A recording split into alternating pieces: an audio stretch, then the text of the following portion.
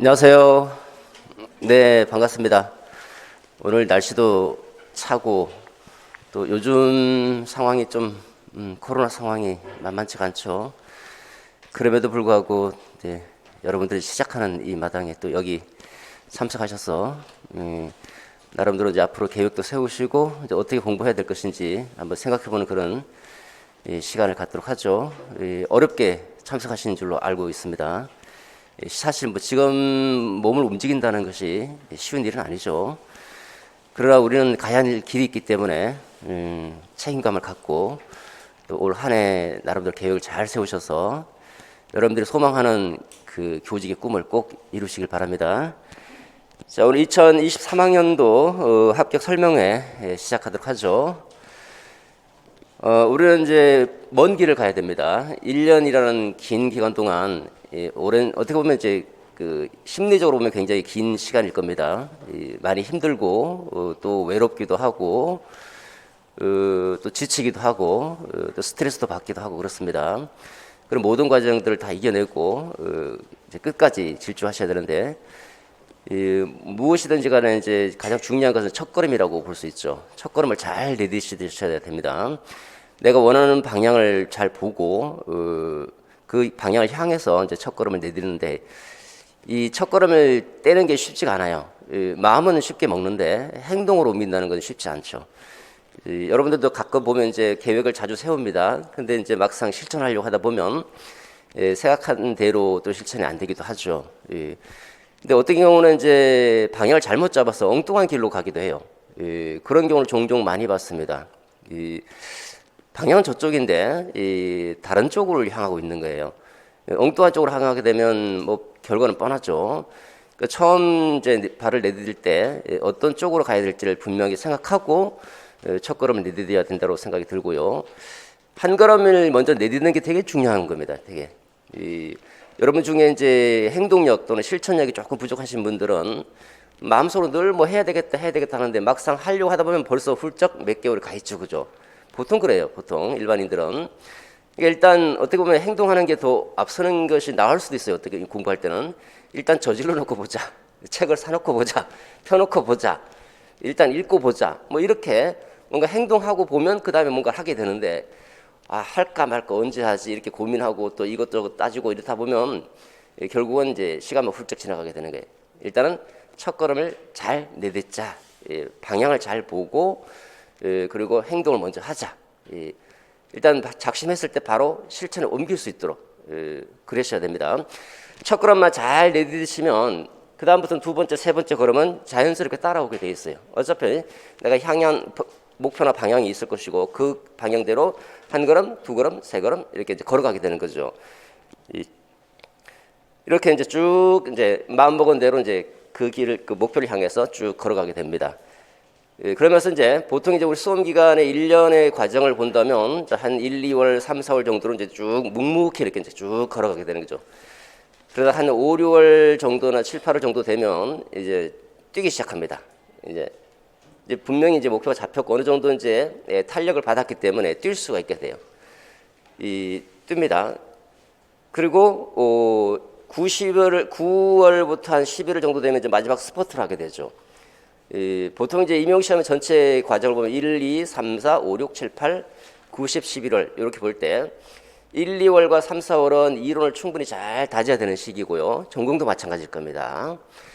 그다음에 5, 6월부터는 이제 기출 문제도 좀 풀어보면서 이제 어느 정도 이제 감이 있고 또 개념도 어느 정도 이해하고 있기 때문에 기출 문제를 풀어보면서 좀 적용도 시켜보고 내가 어떤 부분에 실수를 하고 있고 어떤 부분에 조금 개념에 오류가 있는지 어떤 부분에서는 또 적용력이 부족한지 이런 자신의 어떤 문제점들을 살펴가면서 문제와 결부해서 사례 문제와 결부해서 이제 자신의 문제점을 발견하고 7, 8월부터는 이제 여름이 시작됐죠. 7, 8월부터는 이제 본격적인 내 실력을 검증하는 시간이다라고 보시면 돼요.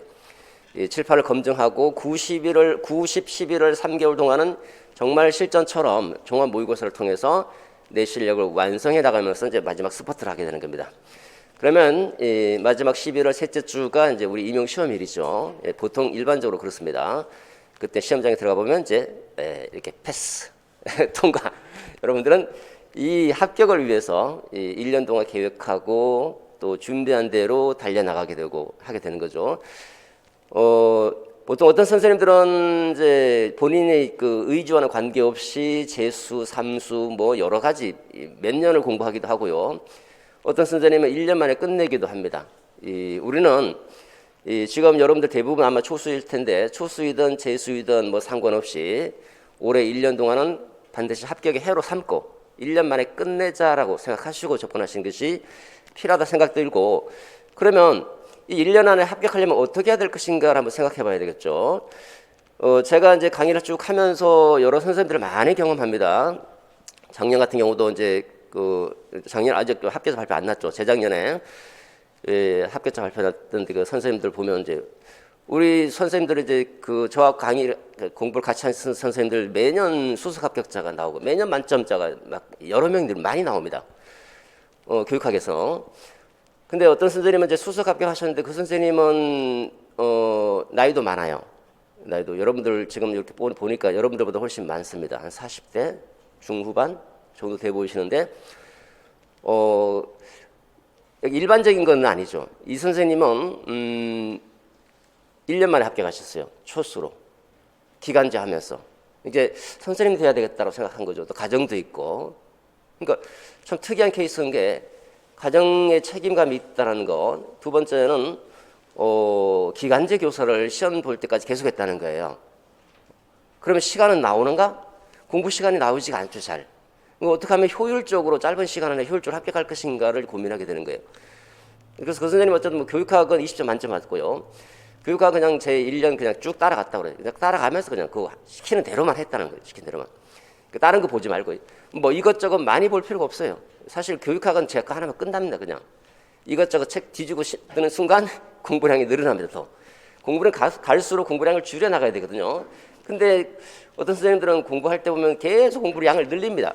그러다 보면 7월, 8월 또 늘어나고 이제 7, 8월, 9, 10월 정도 되면 이제 모의고사 수집합니다. 그 모의고사 엄청 많습니다. 왜 이렇게 공부량이 늘어나는지 모르겠습니다. 늘어나면 늘어날수록 시험장에 들어가는 마음의 무게는 더욱더 늘어나게 되는 거죠. 공부량을 줄여야 됩니다. 전공이든 교육학이든 마찬가지다. 일단은 전반기에는 공부량을 좀 늘립니다. 쭉 이것저것 다 봐야 되니까.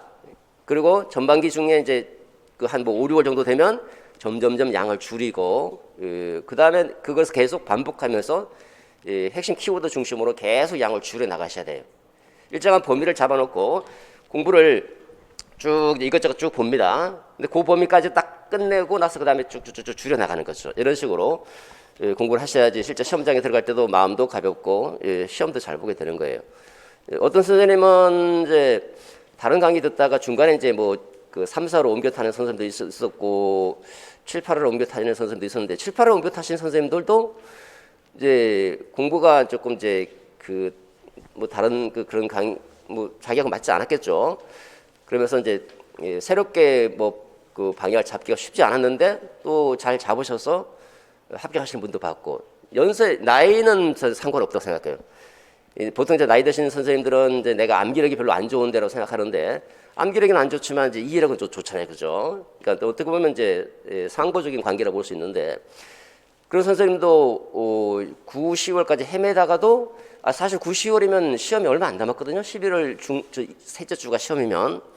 그럼에도 불구하고 20점 만점 받은 선생님도 봤어요. 나중에 저는 그 선생님이 정말 시험 안 될 줄 알았거든요. 그런데 이제 시험장 시험 잘 보시고 오셔갖고 나이가 많은데도 불구하고 끝내 이제 자기가 원하는 점수를 얻고 합격하시고 합격하시더라고요.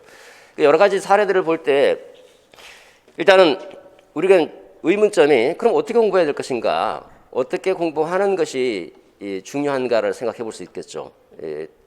여러분들 제일 먼저 들은 생각이 어떻게 공부해야 될 것인가? 보통 떠오르는 생각이 노력하는 거지. 노력하면 될 일이지. 노력을 안 해서 그래. 노력도 그냥 노력하면 되는 거야. 뭐 이렇게 죽으라고 노력해봐 돼. 남들이 우리는 보통 여러분들이 생각하는 착각 중에 하나가 뭐냐면 옆에 친구 봤더니 뭐 6, 7시간 공부하네? 그럼 나도 뭐 6시간, 7시간 공부하면 붙겠지. 이게 아니라는 거예요. 우리 시험은 상대적인 평가죠. 상대적인 평가이기 때문에 남이 6시간 하면 나는 7시간 하는 거지. 8시간 하는 거죠. 남이 봤더니 쭉 봤더니 남이 8시간 9시간 하네. 나는 한두 시간 더 해야 되는 거예요. 남이 1시간에 책장 1장을 넘기네. 나는 1시간에 2장을 넘겨야지. 이렇게 뭔가 상대적인 어쨌든 평가 자체가 상대적인 평가이기 때문에 상대적으로 비교할 그 사람보다 우선순위에 있어서 앞서 있어야 되는 거예요. 똑같이 가면 안 된다나 똑같이. 보통 똑같이 가려고 그래요. 왜 그렇게 하는지 모르겠어요. 정말 합격하시는 선생님들, 좋은 점수를 받는 선생님은요, 정말 열심히 노력해요, 열심히. 노력도 그냥 노력이 아니라 토할 정도로 헉헉거리면서 노력을 한다는 거예요. 자, 여기서 그러면 남들이 6시간 하면 내가 시간상 예를 들어서 나는 기간제도 해야 되고 가정도 있고 해서 나는 6시간 뽑기가 쉽지 않은데 그러면 난 5시간밖에 못 뽑는데 라고 생각한다면 5시간을 공부하더라도 6시간, 7시간의 효과를 낼 수 있도록 공부하면 되는 거예요.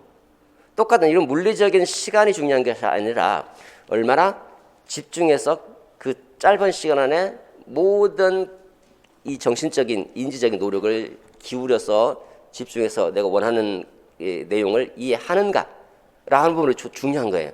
그러니까 일단 시간 개념은 상대적인 관점에서 볼 때 다른 사람과 비교해서 동일하게 가지 말자. 조금 더 하자. 두 번째, 물리적인 시간을 비교하지 말고 물리적인 시간보다 더 중요한 것이 심리적인 시간이다. 내가 1시간을 공부하더라도 남들보다 2-3시간 이상 공부할 수 있도록 하자. 그러자면 고도의 집중력이 필요한 게 고도의 집중력. 모든 것들 다 치워버리고 책과 나와 딱 1대1로 대면하면서 집중하셔야 되는 거예요. 근데 여러분들은 집중하는 방법을 모르잖아요. 그죠? 어떻게 집중해야 되지? 선생님, 전 집중력이 굉장히 약한데요. 이런 얘기들은 집중하는 방법이라든지 스트레스 해소하는 방법 이런 거는 이제 수업 중에 계속 얘기합니다. 계속. 어떻게 집중해야 될 것인가를 제가 이제 공부하다 중에 이제 보통 여러분들이 이제 심리적으로 좀 나약해질 때도 있고 그렇거든요. 그때마다 이제 동기를 좀 이제 높여주기 위해서 여러 가지 말들을 좀 많이 하게 되는데 굉장히 간단해요. 굉장히 간단한데 그걸 사람들이 실천을 못 한다는 거예요. 집중하는 방법, 스트레스 해소하는 방법. 그런 것들 굉장히 중요하거든요. 이런 것들은 다 뭐냐면 여러분들은 전략이에요, 전략. 지금 제가 좀 전에까지는 노력을 하면 좋다라고 얘기했죠. 근데 노력도 여러 가지 차원이 나눠진다는 것이고 두 번째, 그럼 그 차원대로 선생님 얘기한 대로 1시간을 공부하더라도 2-3시간 이상의 효과를 내고 그 다음에 첫 번째, 다른 사람과 비교했을 때 조금 더 노력하고 그러면 합격하는가? 아니다. 노력만 해도 합격하지 않느냐?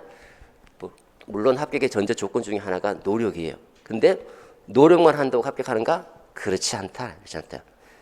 진짜 중요한 것 중에 하나가 전략이다. 전략. 똑같은 시간을 가지고 공부하더라도 어떤 전략으로 접근하느냐에 따라서 시간과 노력의 효율성이란다. 효율성이 높아지기도 하고 떨어지기도 해요.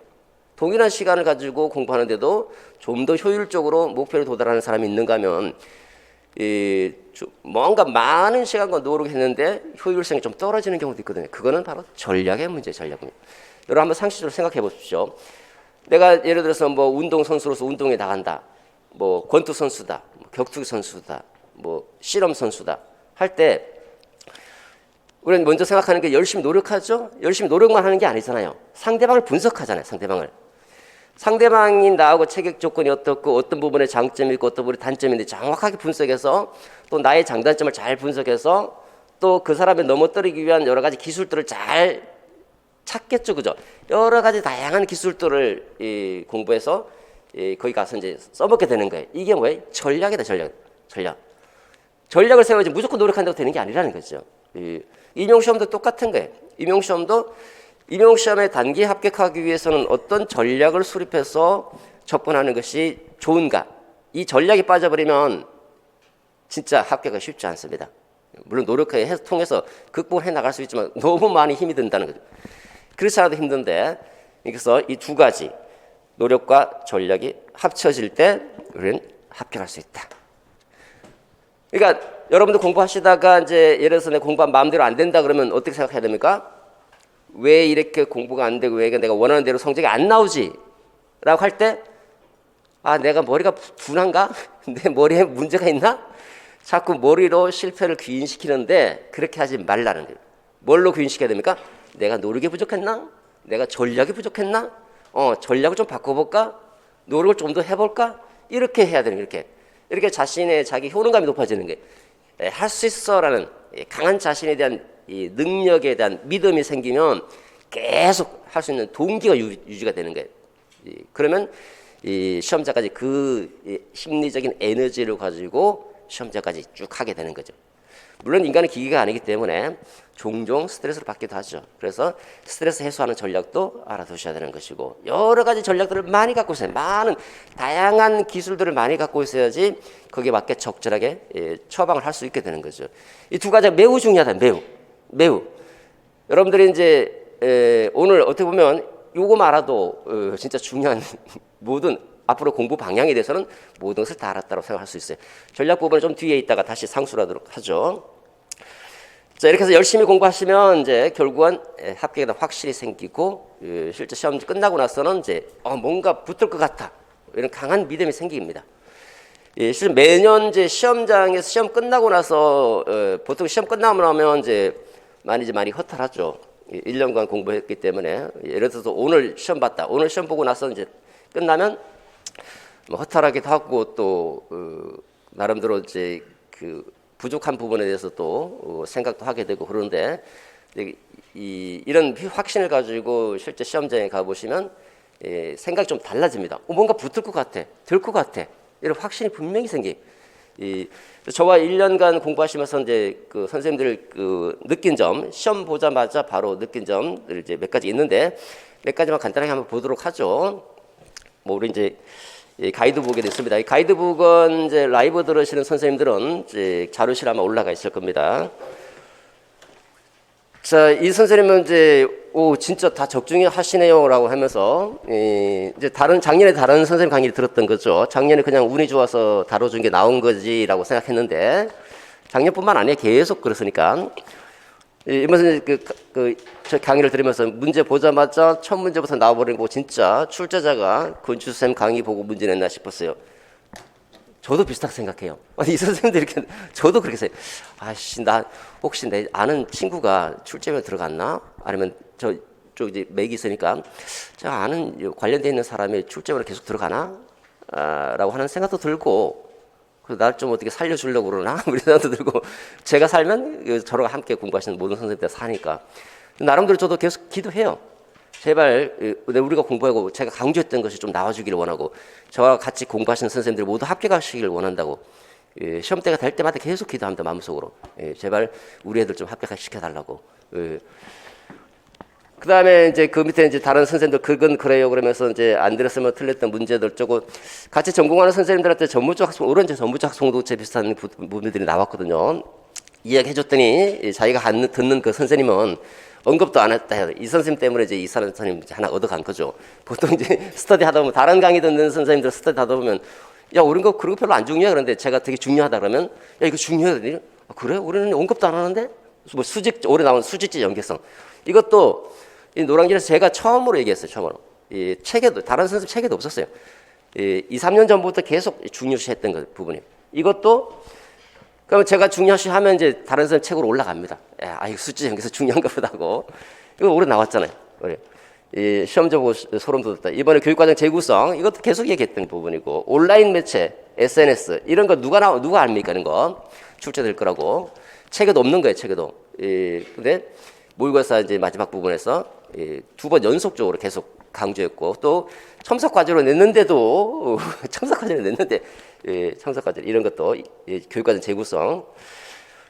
전문적 학습 공동체 뭐 시험 문제 풀면서 생각났더라. 뭐 이런 올해 고득점 받고 싶다. 테크놀로지 뭐 소름 뭐 이런 얘기들이 많이 합니다. 그리고 이제 1월에 보통 이제 다른 선생님 듣다가 옮겨 타는 분들도 있어. 옮겨 타면 조금 힘들긴 해요. 초반에 조금 힘들긴 하죠. 근데 이제 금방 적응합니다. 어느 정도 공부를 했기 때문에. 하반기 옮겨 들었는데 뭐 옮긴 게 신의 한 수였다. 초수인데도 불구하고 완벽한 답지를 쓰셨다. 초수든 재수든 상관없습니다. 초수든 재수든 삼수든 정확하게 공부 방향을 잡고 공부를 하느냐 안 하느냐 문제지, 초수라고 해서 덜 뭐 부족하고 재수라서 더 많이 한다? 아니에요. 어떻게 보면 우리 시험은 많이 알수록 떨어질 수도 있는 위험성이 큽니다. 크접니다. 너무 많이 알기 때문에. 그러니까 필요한 것들을 중심으로 해서 시험에 출제되는 것들을 중심으로 해서 정확하게 이해하고 그 개념을 암기한 다음에 적용시키는 것. 이해하고 암기하고 적용시키는 것. 많은 것들을 알는 것이 아니라 많은 것들에 대해서 개괄적으로 이해하되 중요한 것에 대해서 강한 포인트를 갖고 이해하고 암기하고 적용하고 이런 게 중요하거든요. 그러니까 초수든 재수든 상관없어요. 그냥 초수라고 해서 뭐 스터디 했더니 뭐 재수 3수인데 정말 많이 하는 것 같더라. 실제 시험은 별개일 수 있다. 그 재수이시는 분들은 또 다 마찬가지예요. 다시 초수의 심정으로 공부하셔야 돼요. 그렇지 않으면 인식의 착각. 내가 알고 있는데 사실은 모르더라는 거예요. 자, 1번 문항부터 작년에는 이제 모르는 문항이 나와서 가슴이 미친 듯이 뛰었고 손이 덜덜 떨렸다. 작년에 모르는 문항이 나왔고 가슴이 떨렸다는 것은 제 강의 안 들었다는 거죠. 근데 이번에 1번 문제 보자마자 헐 이게 가치수 블라블라한가 시험 보면서 이런 생각을 하게 되는 거죠. 그래서 떨지 않고 시험에 임할 수 있었다 이런 얘기도 하고. 자, 이 선생님이 인강으로 들으시는 분들도 많죠. 인강으로 들으셔도 좋죠. 인강으로 이제 해설할 때 올해 이제 해설할 때 이제 오셔서 처음으로 저를 봤다 그러네요. 막힘없이 술술 구상해 나갔던 게 좋았다. 강의 들은 보람이 있구나. 뭐 이런 얘기도 하고 이번에 이제 삼수생이죠. 다른 선생님 강의를 2년 이상 쭉 들어봤던 거죠.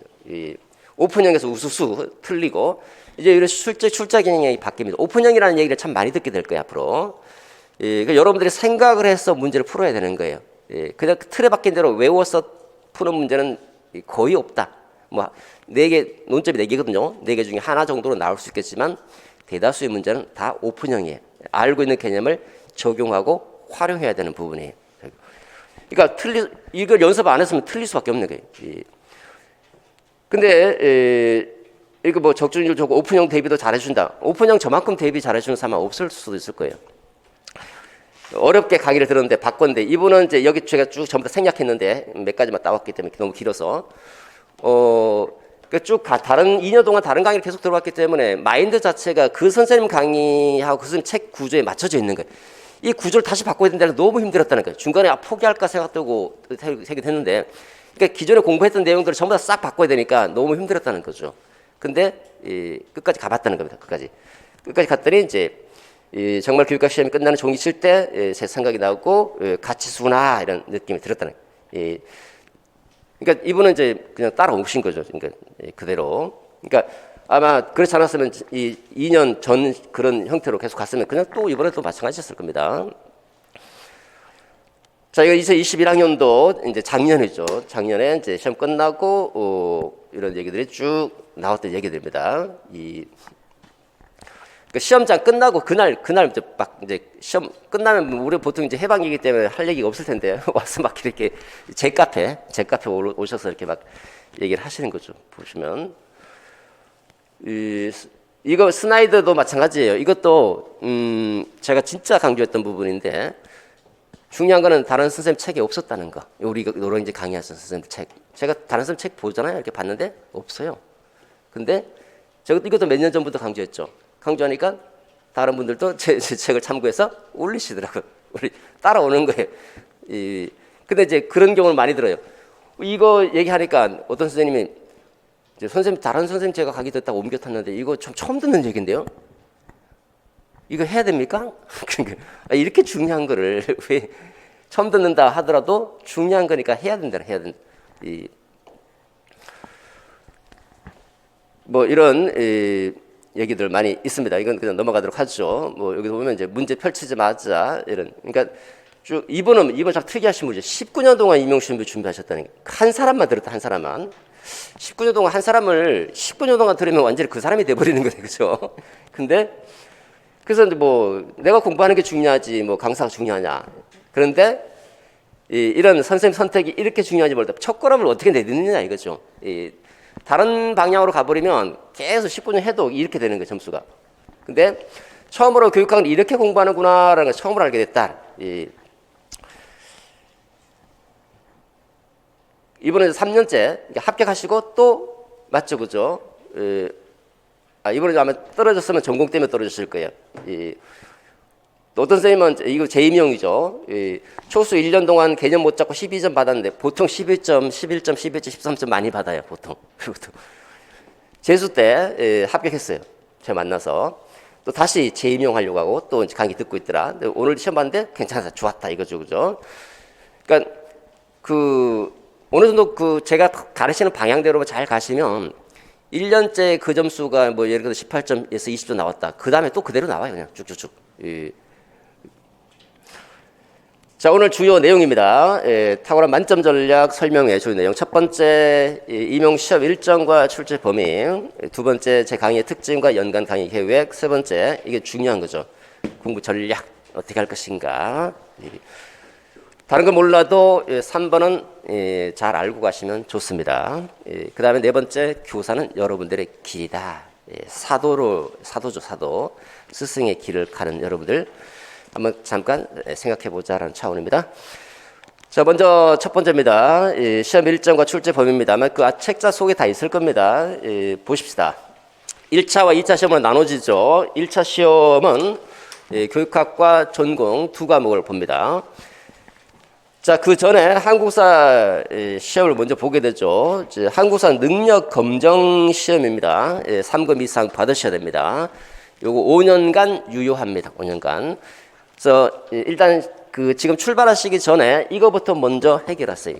이게 해결 안 됐으면 계속 걸립니다. 공부하는 중에. 그러니까 이런 혹은 빨리 떼버리는 게 좋죠. 한국사 능력 검정 시험 3급 쉽게 받을 수 있어요. 쉽게. 여러분 공부 좀 하셨잖아요. 어렵다라고 생각되면 너무 많이 하지 마세요. 그냥 3급만 받으면 되는 게 만점 받을 필요가 없습니다. 어떻게 할 것인가? 방법은 딱 하나예요. 그냥 기출문제 갖다 놔라. 기출문제 갖다 놓고 책 두꺼운 거 필요 없습니다. 그냥 적당한 두께, 뭐 얇아도 상관없고 기출하고 책 갖다 놓고 계속 왔다 갔다 강의 안 들으셔도 돼요. 정말 내가 한국사 정말 무례한이다. 그럼 강의 한번 들어주시고 어느 정도 조금 한국사의 맥을 갖고 있다 그러면 그냥 기출문제 갖다 놓고 한국사 적당한 책 갖다 놓고 그냥 보는 게 반복적으로 그러면 되는 겁니다. 조금 부족하다 싶으면 이제 강의 하나 듣고 강의 전 개인적으로 뭐 들을 필요가 있을 거라고 생각 드는데 사람마다 다르니까 저는 한국사 진짜 어렵던데요. 그러면 그 강의 하나 들어주시고 하나만 그냥 가벼운 거 하나만 듣고 기출 문제가 핵심입니다. 핵심.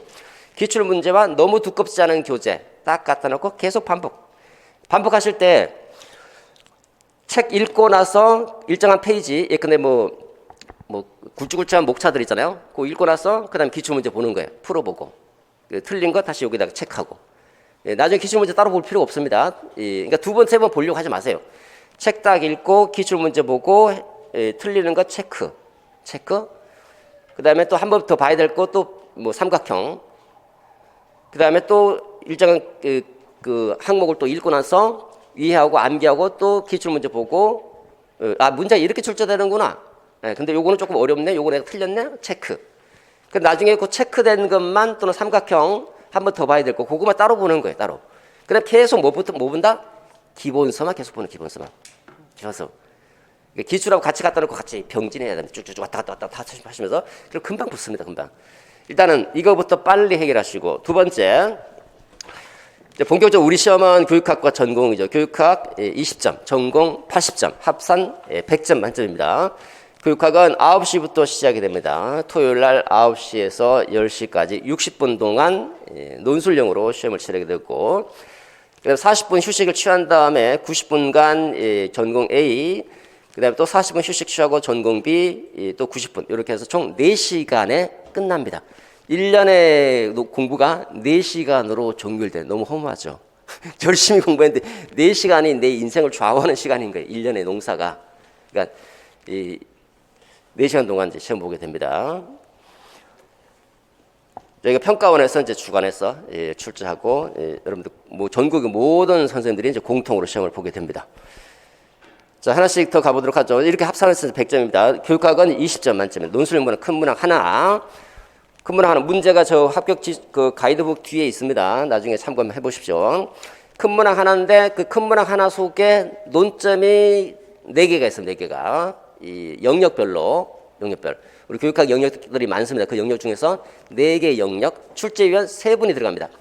출제위원 3분이 들어가서 4개의 영역을 출제하는 거죠. 그러면 전공 교수가 그 3분인데 전공 영역은 4개거든요.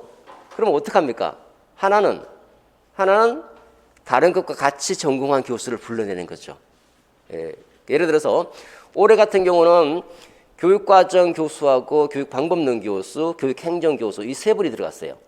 교육과정, 교육방법론, 교육행정. 문제는 교육과정, 평가, 교육방법, 교육행정 4개가 나왔어요. 그러면 교육평가는 누가 냈는가? 교육평가는 보통 교육과정이나 교육방법론 교수 중에서 교육평가에 관심이 많고 조금 부전공으로 좀 공부하시는 선생님들 이런 선생님들을 뽑거든요. 올해는 교육과정, 교육방법론 교수가 교육과정 교수하고 서로 상의해서 교육평가 문제를 냈어요. 내고 실제로 서술하신 분은 교육방법론 교수가 서술. 내가 쓸게. 이렇게. 그냥 제 생각입니다. 더 얘기하면 안 되죠. 그래서 이제 그 문제가 교육평가 문제가 좀 까다로웠어요. 아니, 둘이 머리 맞대니까 얼마나 까다롭겠습니까? 그죠? 좀 까다롭게 나왔어요. 교육평가가. 자, 이렇게 이제 3분 교수가 출제위원으로 들어가고 출제를 하게 됩니다. 논점은 총 4개, 큰 문항 하나인데 3분 논점 4개 영역 해서 20점 만점. 일반적으로 출제 범위가 개론부터 쭉 나와 있거든요. 이 개론은 뭐 볼 필요 없죠. 자, 이 중에서 우리가 제일 중요한 게 뭐냐면 교육 과정입니다. 교육 평가, 교육 행정, 교육 심리, 교육 방법론 이렇게 4개가 제일 중요합니다. 여러분 몇 페이지냐면 60페이지에 있을 겁니다. 60페이지. 5개죠. 이 5개 영역이 가장 중요하다. 이거는 확실하게 잡아 놓으셔야 돼요. 확실하게. 나머지는 좀 덜 중요한 거죠. 그 덜 중요한 거니까 어떻게 됩니까? 좀 더 다른 거 예컨대 교육과정 2번 보면 나머지는 1번 정도 봐주는 거죠. 근데 우리가 하반기로 갈수록 이것도 이제 양이 많기 때문에 하반기로 갈수록 이 덜 중요한 부분은 잘 안 보게 돼요. 안 보게 되니까 요령껏 해야 되겠죠. 어떻게? 초반기에 공부할 때 너무 많이 알려고 하지 말고 확실하게 알아야 될 것만 확실하게 체크해놓고 걔만 보는 게 걔만 반복해서 그래야지 그 전체를 다 보겠다 또 보겠다 그러면 굉장히 시간 소모가 많습니다. 또 하반기로 갈수록 시간이 부족한데 우리 심리적으로 시간이 부족해집니다. 그러면 하반기로 갈수록 더 안 보게 돼요. 왜냐하면 벅차니까 못 봅니다. 그러면 나중에 그런 얘기 합니다. 이거 버려야 될까요? 어떻게 될까요? 버리길 왜 버립니까? 누가 출제위원 들어갈지 아무도 모르는 거예요. 버리지는 말고 미리 상반기에 공부할 때 딱 전략을 세우는 거예요. 이 나머지 영역들은 덜 중요한 거니까 중요한 것 중심으로 딱딱 봐야 될 것만 딱딱 체크해놓고 이 핵심 키워드 잘 체크해놓고 걔만 계속 반복할 수 있도록 하는 거예요. 나머지 것들 이 5가지 영역들 얘는 중요한 것도 봐야 되고 그 다음에 이해를 위해서 쭉 전체를 계속 반복해서 훑어주셔야 돼. 훑어주면서 중요한 걸 더 집중하고 이해하고 암기하고 이게 필요한 거죠. 그러니까 조금 뭔가 구분해서 강약을 구분해서 공부를 하셔야 될 겁니다. 자, 그 다음 전공입니다. 전공은 아마 전공 설명회 때 다른 전공 선생님들 저보다 훨씬 더 잘하시기 때문에 설명 잘 해주실 거라고 생각 들고 80점입니다. 전공 A 40점, B 40점, 총 80점. 그래서 1차 합산해서 전공 80점, 교육학 20점 해서 100점 만점입니다. 100점 만점 1차 100점 만점, 2차도 100점입니다. 100점. 이렇게 총 합산해서 200점입니다. 200점.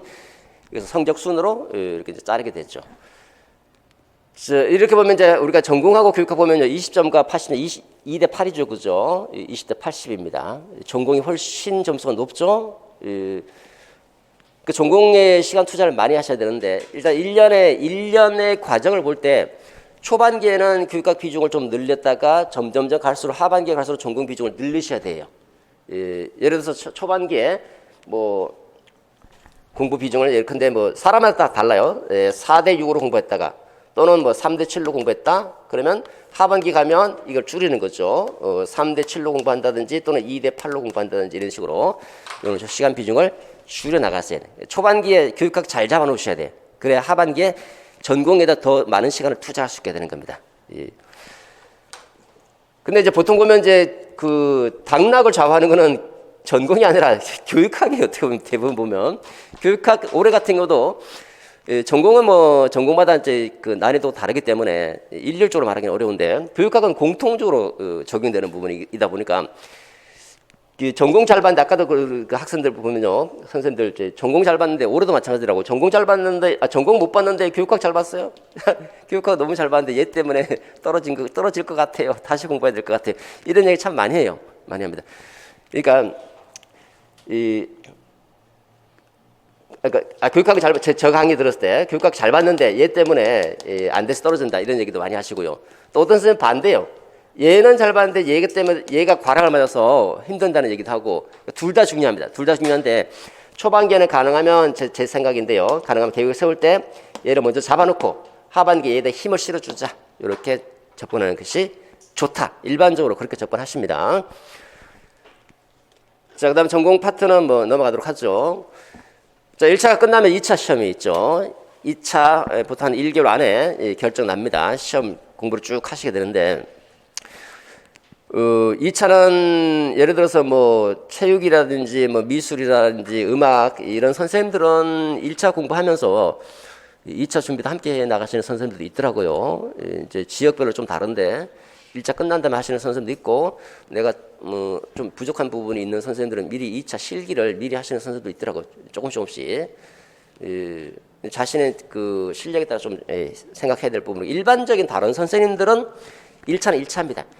1차와 2차 같이 하잖아요. 1차에 확실하게 집중해서 안정적인 성적을 올려놓고 합격이더라도 합격 커트라인에 있는 것이 아니라 그 점수보다 10점, 20점 더 높게 받아놓고 2차를 안정된 상태에서 2차에 집중하는 시기죠. 보통 1, 2차 함께 못해요. 시간상 안 나옵니다, 이게.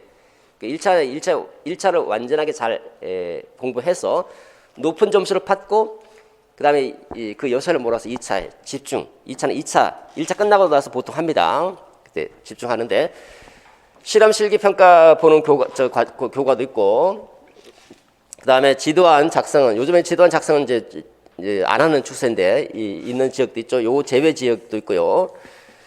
그 다음에 수업 실현은 이제 요것도 지역별로 좀 다릅니다. 경기 지역은 수업 실현 15분하고 수업 나눔 10분.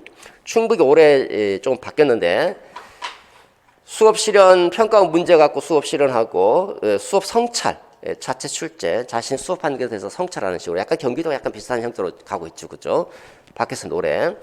대구 25분, 강원 15분 지역마다 조금씩 다릅니다. 그 다음에 요거는 이제 그 1차 끝난 다음에 여러분 보셔야 될 겁니다. 그 다음에 교직 적성 면접.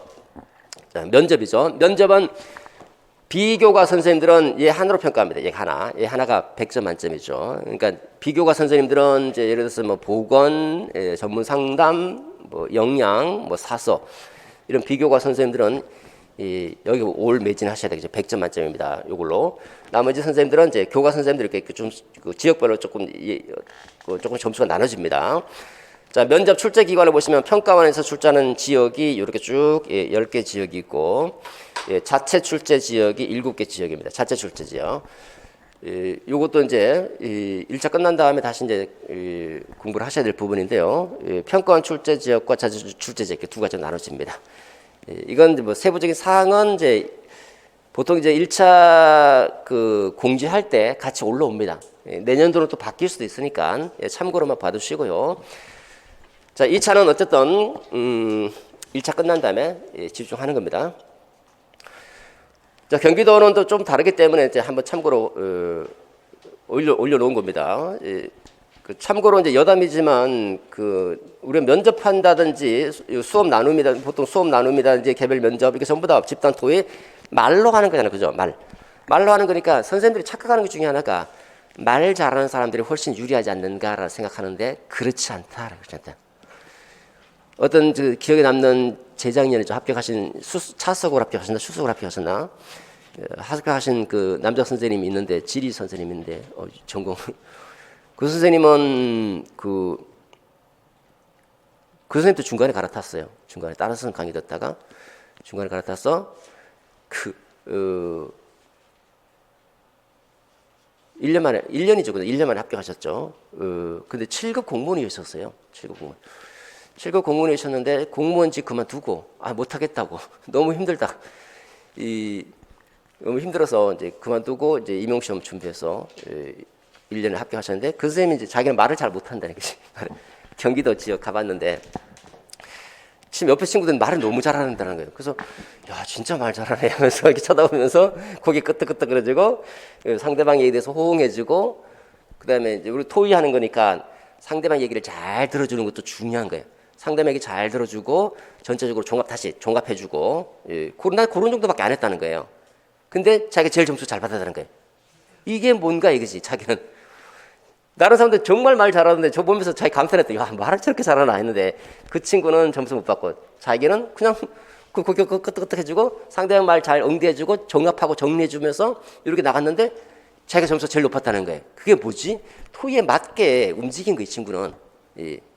그러니까 면접이든 토의든 간에 말 못한다고 걱정할 필요가 없다.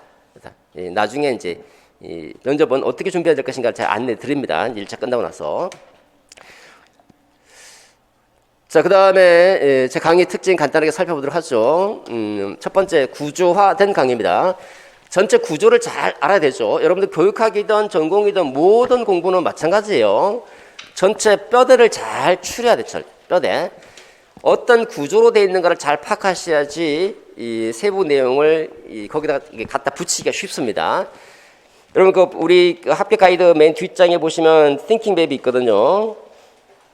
174페이지에 있죠. 174페이지.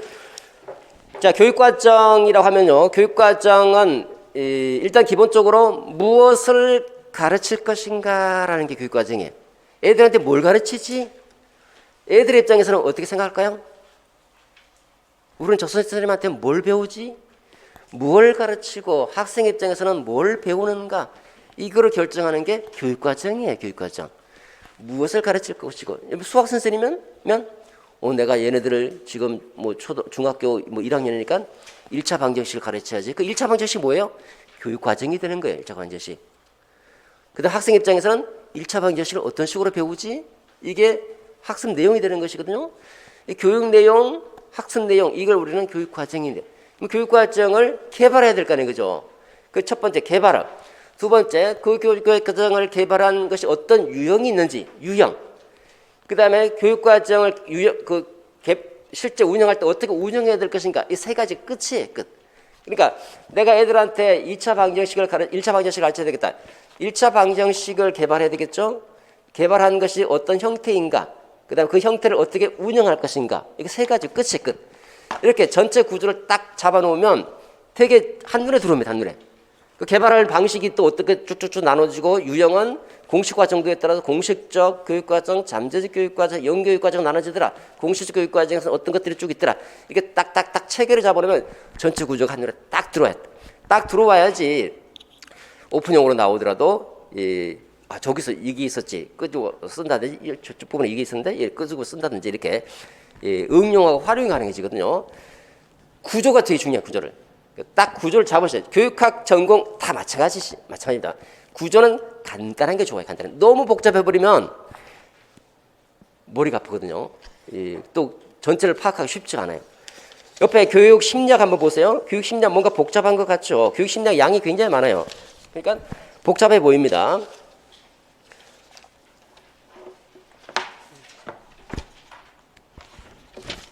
교육심리, 학습자의 특성, 인지적 특성, 정적 특성. 다음 페이지 보시면 학습자의 발달, 학습자의 학습, 적응과 부적응. 4개죠? 4개인데 사실은 2개예요. 2개. 그 교육심리학이 뭔가를 알아야 돼. 본질을 알아. 본질을. 교육심리라는 것은 심리학에 있는 영역을 교육학에 도입한 거거든요. 심리학에 많은 영역들이 있어요.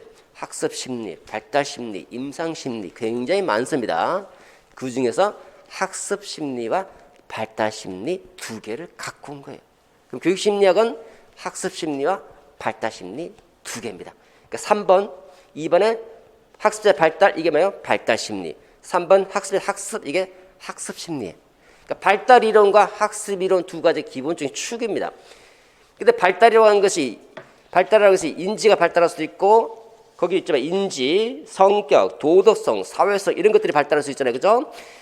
이게 그다음 1번에 보시면 학습의 특성, 인지 특성, 정의적 특성, 이게 발달 이론 할 때 다 하는 얘기들이에요. 너무 복잡하게 이게 그 발달 이론 다 집어넣어 버리면 발달 이론 너무 많기 때문에 기본 단계로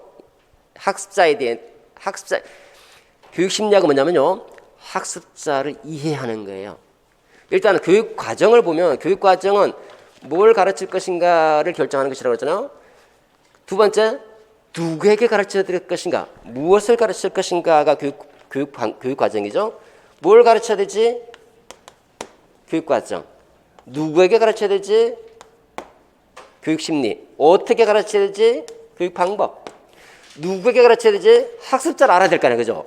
학습자를 알아내려고 하는 게 교육 심리고, 그러니까 첫 번째 학습자의 발달이 어떻게 일어나는지, 두 번째 학습이 어떻게 일어나는지, 발달과 학습이 중심축이 교육 심리기니까 그 발달도 학습자를 이해하기 위한 것이니까 학습자 특성을 먼저 이해하고, 인지가 어떤 특성이 있고 정의가 어떤 특성이 있고, 그런 특성을 토대로 두 번째 어떻게 발달이 일어나는지, 세 번째 어떻게 학습하는지, 여기 끝입니다.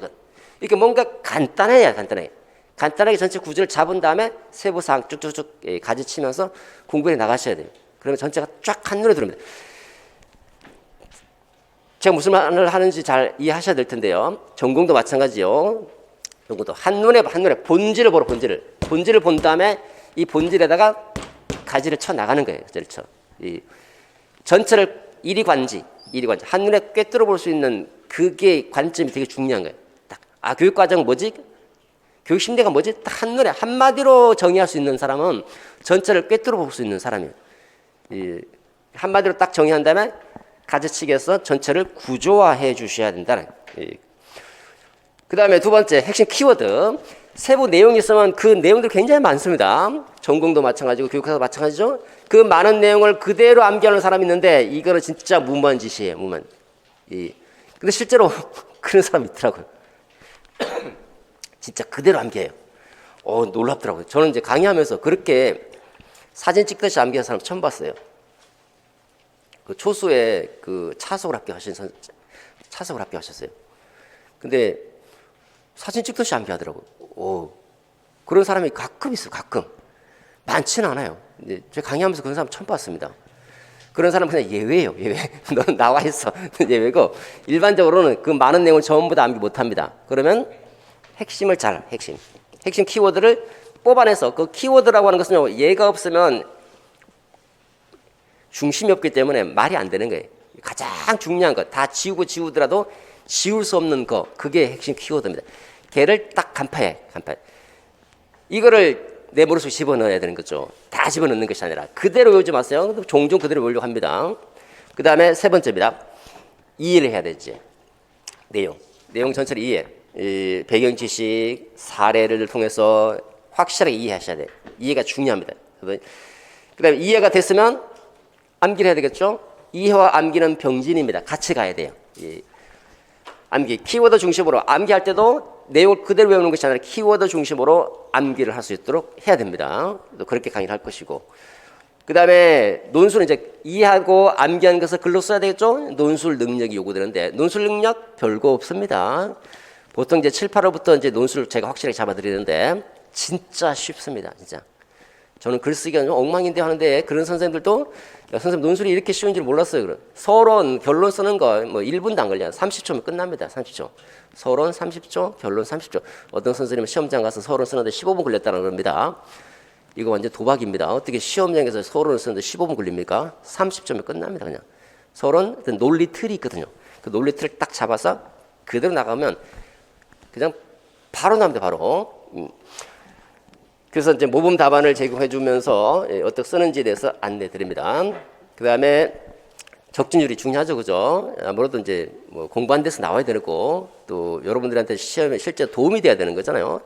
저도 그런 데 책임감을 가지고 계속 연구하고 학계 동향을 잘 살펴서 가능하면 저와 함께 공부하신 선생님들이 합격할 수 있도록 책임을 가지고 진행합니다. 마지막에 다시 한번 이제 조금 더 다시 공부하시라고 쟁점 목록을 제시하고, 쟁점 목록을 제시하는데 이 쟁점 목록에서 다 나옵니다. 어쨌든. 자, 그 다음에 가장 큰 매력은 일단은 명료하게 이해하고 암기하고, 그 다음에 오픈형 논술의 최적화시키고, 오픈형 논술은 결국은 모의고사일 때 이제 하게 되는데요. 여러분들 좀 초점을 많이 맞춰서 강의하는 것이 이제 선생님들이 좀 느끼기에 매력적이다 이런 얘기를 하시더라고요. 자, 그 다음에 이제 연간 강의 계획 간단하게 살펴보도록 하죠. 1, 2월 기본 이론입니다. 자, 1, 2월과 3, 4월이 이제 이론반이에요. 1, 2월과 3, 4월 공통적으로는 전부 다 이제 전체 구조를 잡아드리고요. 그 다음에 차이점은 1, 2월은 중요한 개념 중심으로 접근하고 3, 4월은 그 개념에다가 조금 더 심화해서 종합 정리하는 부분인데 1, 2월은 일단 이렇게 보시면 됩니다. 이 교재가 있으면 똑같은 교재로 사용하는데 합격 지수 100이라고 똑같은 교재인데 1, 2월은 진짜 중요한 것들 중심으로 공부를 하고 다 안 나가요. 다 가장 중요한 것들만 중심으로 설명하고 이해시키고 암기시킨다는 것이고, 그 다음에 3, 4월은 덜 중요한 거 포함해서 이 교재에 있는 거 전부 다 한다라고 보시면 돼요. 그래서 초수 같은 경우는 당연히 1, 2월 공부를 들으셔야 될 거예요. 3, 4월 들어오면 사람에 따라서 교육과 공부가 좀 돼 있는 분들은 3, 4월에 적응을 할 수 있는데 그렇지 않으면 좀 어렵다라고 해요. 그래서 초수는 그냥 1, 2, 3, 4월 해서 1, 2로만 끝내시는 게 좋을 것 같고, 또 공부가 좀 돼 있거나 아니면 재수일 때는 뭐 공부가 좀 돼 있다는 게 전제하에서 공부가 좀 돼 있을 때는 이제 3, 4월도 괜찮다. 우리 생각해보면 1, 2월이든 3, 4월은 강의 시간은 똑같아요. 똑같은 시간인데 3, 4월은 1, 2월 했던 거를 한번 다시 짚어보면서 3, 4월 새로운 내용 들어갑니다. 시간적으로 보면 똑같은 시간을 하라 해버리면 못하겠죠. 그죠? 1, 2월은 간단하게 가볍게 지적하고 넘어가고 3, 4월 안 했던 걸 조금 더 집중적으로 들어가겠죠. 그죠? 그러니까 1, 2월 어느 정도 전제가 돼 있을 때 3, 4월이 쉬운 겁니다. 여러분들이 그 자신의 그 필요에 따라서 판단하시면 될 것 같고, 어떤 선생님은 만점 받았는데 교육학 만점 받았는데 이제 전공 때문에 떨어져서 다시 공부하시는 선생님들, 그 작년에 그 선생님 있더라고요. 작년에 그냥 1년 풀컬이 들었다고 그러더라고요. 그냥 그게 편하다고. 여력이 되고 뭐 하면 뭐 신경 쓰지 않고 그냥 그 교육학 그 강의 들으면서 그냥 복습하고 이렇게 하면 제일 좋은 방법이긴 한데 각자의 필요와 또 여건에 따라서 이제 판단해 주시면 되겠죠. 그죠? 그 다음에 5, 6월은 이제 사례 연습입니다. 이제 이론을 공부를 했으니까 이제 실제로 적용시켜 봐야 되겠죠. 사례 연습은 객관식도 살피고, 객관식도 다 살필 필요가 없습니다. 중요한 것들 중심으로 살피고, 논술형 실제 기출 문제, 논술 기출 문제, 그다음에 행시에 나왔던 기출 문제들, 그래서 직접 한번 사례에 적용해 보는 시간이다. 이 사례 연습 시간이다. 이렇게 보시면 됩니다. 그 다음에 7, 8월부터 이제 본격적인 이제 모의고사 시즌입니다. 7, 8월. 이제 상반기 중에 공부를 열심히 해 놓으셔야 돼요. 7, 8월에 영역별로 봅니다. 예를 들어서 교육과정 영역, 종합 모의고사. 그 다음에 교육심리 종합 모의고사. 이렇게 영역별로 보기 때문에 영역별로 한번 다시 한번 정리하면서 모의고사 보기가 좋아요. 그러니까 내가 미리 예습을 하는 거죠. 예를 들어서 내일 뭐 교육과정 모의고사 본다 그러면 교육과정 미리 쭉 공부하고 모의고사 보러 가는 거죠. 이렇게 다시 집에 가서 다시 교육과정 복습. 이런 식으로 단계적으로 해나가니까 한번 자기 모의고사 적용시켜보면서 정리하기가 좋습니다. 자, 7, 8월과 90월 부분이 사실 이제 적중률이 제일 높은 부분이다라고 보시면 됩니다. 여기서 7, 8월부터는 이제 교재가 핵심 속속으로 이제 바뀌는데, 교재는 기존에 이제 합격 지수 100으로 계속 보셔도 되고요. 뭐 핵심 속속으로 바꾸셔도 되고 상관없습니다. 이제 책 강의는 이걸로 하는데 기존에 보던 기본서로 계속 보셔도 되고, 사람들마다 이제 보다 보면 이제 요점 속속으로 바꾸는 사람도 있고 핵심 속속으로 바꾸는 사람도 있고 그렇습니다. 기본서 합격 지수 100과 핵심 속속과 요점 속속 어떻게 다른가? 합격 지수 100은 상하관으로 되어 있고 구체적으로 설명이 다 되어 있습니다. 핵심 속속은 그 중에서 핵심적인 것만 쭉 추려낸 거예요. 그래서 한 권으로 만든 것이고, 요점 속속은 그걸 더 압축시킨 거예요. 더 압축시켜서 요거의 두께 한 두 배 정도 되나? 작아요.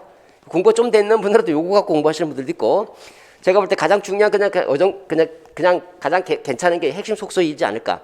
왜냐하면 두께가 그렇게 두꺼운 것도 아니고 막판에 스포트하기가 좋은 게 핵심 속성일 것 같은데, 이거 사람마다 다르다. 그냥 내가 손때 보던 기본서 좀 상하건 두껍더라도 그거 계속 보자. 그건 괜찮고요. 또 너무 두꺼우니까 부담이 된다. 핵심 속성으로 바꾸자. 이때쯤 되면 이제 7, 8월 정도나 되면 이제 또 5, 6월, 7, 8월 정도 되면 이제 바꾸기도 합니다. 알아서 그때 공부하시면서 판단하시면 돼요. 내용은 똑같아요. 똑같은데 구조도 똑같고, 다만 요약해서 뽑아내느냐 안 내느냐의 차이예요. 자, 7, 8월은 중요한 쟁점들 중심으로 다시 한번 정리합니다. 우리가 모의고사 보면요, 91월과 7, 8월 차이점은 91월은 종합입니다. 그러니까 영역별로 막 섞어입니다. 섞어요. 실제처럼 교육과정, 교육심리, 교육방법 막 섞어서 실제처럼 본다 한다면 7, 8월은 이제 영역별로 본다. 두 가지 모의고사 내용은 겹치는 경우는 없습니다. 논점은 겹치더라도, 논점은 똑같은 논점이더라도 내용이 달라면 내용이 여러 각도에서 연습해 보는 거죠. 그 다음에 이게 무한반복이 뭐냐면요, 보통 우리가 모의고사 보면 모의고사만 세수라고 끝나거든요. 일반적으로 강의할 때 보면. 저는 그렇게 안 해요. 모의고사도 보고 다시 한번 교재 내용 또 복습합니다. 계속. 왜냐면 계속 봐줘야 되거든요. 중요한 것은 모의고사는 수단이다. 모의고사 보는데 계속 모의고사만 자꾸 늘어지는 분들은요, 문제 중심의 학습은 내용을, 지식을 체계적으로 정리를 못하게 해요. 왜냐하면 이 영역 봤다 저거 봤다 왔다 갔다 하니까 헷갈리기도 하고 체계적으로 정리가 안 돼요. 그러니까 체계적으로 정리를 해줄 필요가 있기 때문에 모의고사 본 다음에 다시 정리, 이렇게 계속 반복해서 정리하도록 합니다. 1, 2월, 3, 4월에서도 마찬가지. 1, 2월, 3, 4월 시간이 있으니까 예컨대 한 챕터가 나가면 그 챕터 나가는 것을 다시 한번 정리해 줍니다. 끝난 다음에 우리는 여러분 공부할 때 제일 중요한 것 중에 하나가, 공부가 끝나면 이게 진짜 중요한 거예요. 네, 예컨대 한 챕터 나갔습니다. 그 다음에 두 번째 챕터 넘어가지 마시고 한 챕터 공부한 것을 책을 덮고 머릿속으로 정리를 해보세요. 정리. 이게 진짜 중요해. 진짜 이거. 머릿속으로 반드시 끝나면 책 덮고 머릿속으로 정리. 그 다음에 끝나면 책 덮고 머릿속으로 정리. 제 강의도 그래요. 1, 2월, 3, 4월은 그렇게 합니다. 그 다음에 이후에는 이제 양이 많아지니까 이제 문제 풀고 하니까 그게 안 되는데, 한 챕터 끝나면 다시 한번 머릿속으로 정리할 수 있는 그런, 같이 정리하는 거죠. 이렇게 정리. 이 심리학에서 나옵니다. 되게 중요한 게, 끝날 때 정리 넘기고 또, 그러니까 빨리 나가는 게 중요한 게 아니라 제대로 정리하고 머릿속으로 제대로 정리하고 넘어가는 게 되게 중요하다. 자, 12월은 이제 면접에 대해서 간단한 안내 말씀드리고요. 면접에서도 만점 선생님들 많이 나오시더라고요. 보도록 하죠. 그 다음에 자, 만점 공부 전략입니다. 지피지기 100점 불태죠. 손자병법에 나옵니다. 상대방을 알고 나를 알면 100번 싸웠어도 위태롭지 않다. 그러니까 상대방을 알아야 되겠죠. 싸움에 나가는 사람은 상대방을 잘 분석해야 돼요. 두 번째, 나를 분석해야 된다. 세 번째 뭐가 있습니까? 상대방이 어떻고 내가 어떻고. 세 번째는 효과적인 전략을 갖고 있어요. 효과적인 전략. 이 세 가지만 갖고 있으면 100번 싸웠어도 위험에 처하지 않는다는 세 가지. 이게 바로 메타인지. 자, 상대를 알아야 되고 나를 알아야 되고 전략을 알아야 돼. 세 가지. 첫 번째입니다. 상대를 알자. 시험을 알아야 돼. 시험 논술형, 교육학 논술형 시험, 전공 서답형 서술형 시험이죠. 저 성격에 대해서 알아야 돼요. 거기에 맞춰서 준비해야 되죠. 객관식으로 준비하면 안 된다는 거예요. 자, 교육학 논술이라는 것은 교육학 시험이면서 논술 시험이죠. 그래서 논술에 맞는 교육학 내용을 가지고 출제를 하게 되는 거예요. 그러니까 논술에 나올 만한 주제들, 논술로 쓸 수 있는 것들, 그런 것들을 찾고 그걸 다시 글로 써야 되는 것이 실은 시험입니다.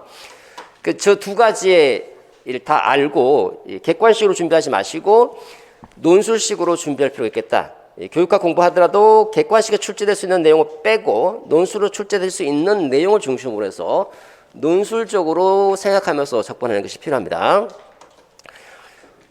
그 다음에 문제를 보시면 논술 문제를 우리가 논제라고 해요. 논제는 교육학적 사고나 개념을 요구하는 가상적인 교육 사례를 제시해줘요. 가상적인 사례를 제시해주고 그 사례에 대해서 답안을 쓸 때 핵심 많은 것들을 못 써요. 핵심 내용을 중심으로 해서 논리적으로 소술하는 겁니다. 그래서 교재를 선택하거나 강의를 선택하더라도 핵심 키워드를 다 잡아주고 그 다음에 이제 글 쓸 수 있는 능력을 배양해주는 그런 것들을 선택하셔야 되겠죠. 자, 두 번째입니다. 중요한 것과 그렇지 않은 것을 구별하셔야 돼요. 구별. 이게 여러분들 잘 안 보일 수도 있는데 어떤 것이 중요하고 분과 영역 중에서 분과 학문으로 보면 중요한 영역이 뭐라고 했습니까? 교육과정, 교육방법론, 교육심리, 교육평가, 교육행정 5개. 5개가 중요하죠. 여기는 좀 집중적으로 공부하고 나머지는 좀 가볍게 보는데 중요한 키워드 중심으로 간단하게 정리해놓고 계속 반복하도록 하고 두 번째 한 영역 안에서 교육과정이라서 하더라도 교육과정 영역 안에서 또 중요한 게 있고 그렇지 않은 그 내용이 있어요. 이것도 역시 강약을 조절하시죠. 전공도 마찬가지입니다. 중요하냐 아니냐는 것은 이제 공부를 많이 하셔야 보이는데 강의를 들으면 강의를 하는 사람이 가르쳐줘야 돼요. 가르쳐줘요. 근데 우리 교육과 선생님 이거 안 가르쳐주는 선생님 거의 대부분이에요. 대부분. 뭐가 중요한지, 뭐가 덜 중요한지. 저는 중요한 것과 덜 중요한 걸 분명히 구별해 줍니다. 구별해서 공부할 때도 중요한 거는 깊게 파고 덜 중요한 것은 가볍게 이해하고 넘어가고 이렇게 전공이든 교육학이든 강약 조절해서 공부하시고 양이 많기 때문에 그 다음 세 번째 출제 경향에 맞게 공부한다. 출제 경향은 이 논술형 기출 문제를 보면 답이 나옵니다. 이따가 보여드릴게요. 출제 경향에 맞게 공부하기 위해서 기출을 분석하고 출제 경향을 파악해야 되겠고 두 번째 그 경향에 맞게 효율성이라고 해서 시간과 노력을 적게 들이면서 목표를 달성할 수 있는 거 이걸로 효율성이라고 그러거든요. 적은 시간과 적은 노력으로 목표를 달성할 수 있도록 하자. 이게 상대를 아는 겁니다. 상대. 자, 2022학년도 교육학 기출 올해 기출 문제 한번 보도록 하죠. 지금 보시면 여러분 무슨 말인지 모를 거예요. 공부 안 하시는 선생님들은. 자, 20점 만점인데 내용 영역이 15점이고 형식 점수가 5점입니다. 형식 점수부터 먼저 보도록 할게요. 논술의 내용이 몇 개입니까? 하나, 둘, 셋, 네 개죠. 네 개와 학교 내 교사 간 활발한 정보 공유를 통한 교육의 내실화. 이 주제 모의고사에서 여러 번 다뤘던 주제, 교육의 내실화. 주제와 연계 및 논리적 형식 3점. 논리적 형식이라고 하는 것은 서본결 얘기해요.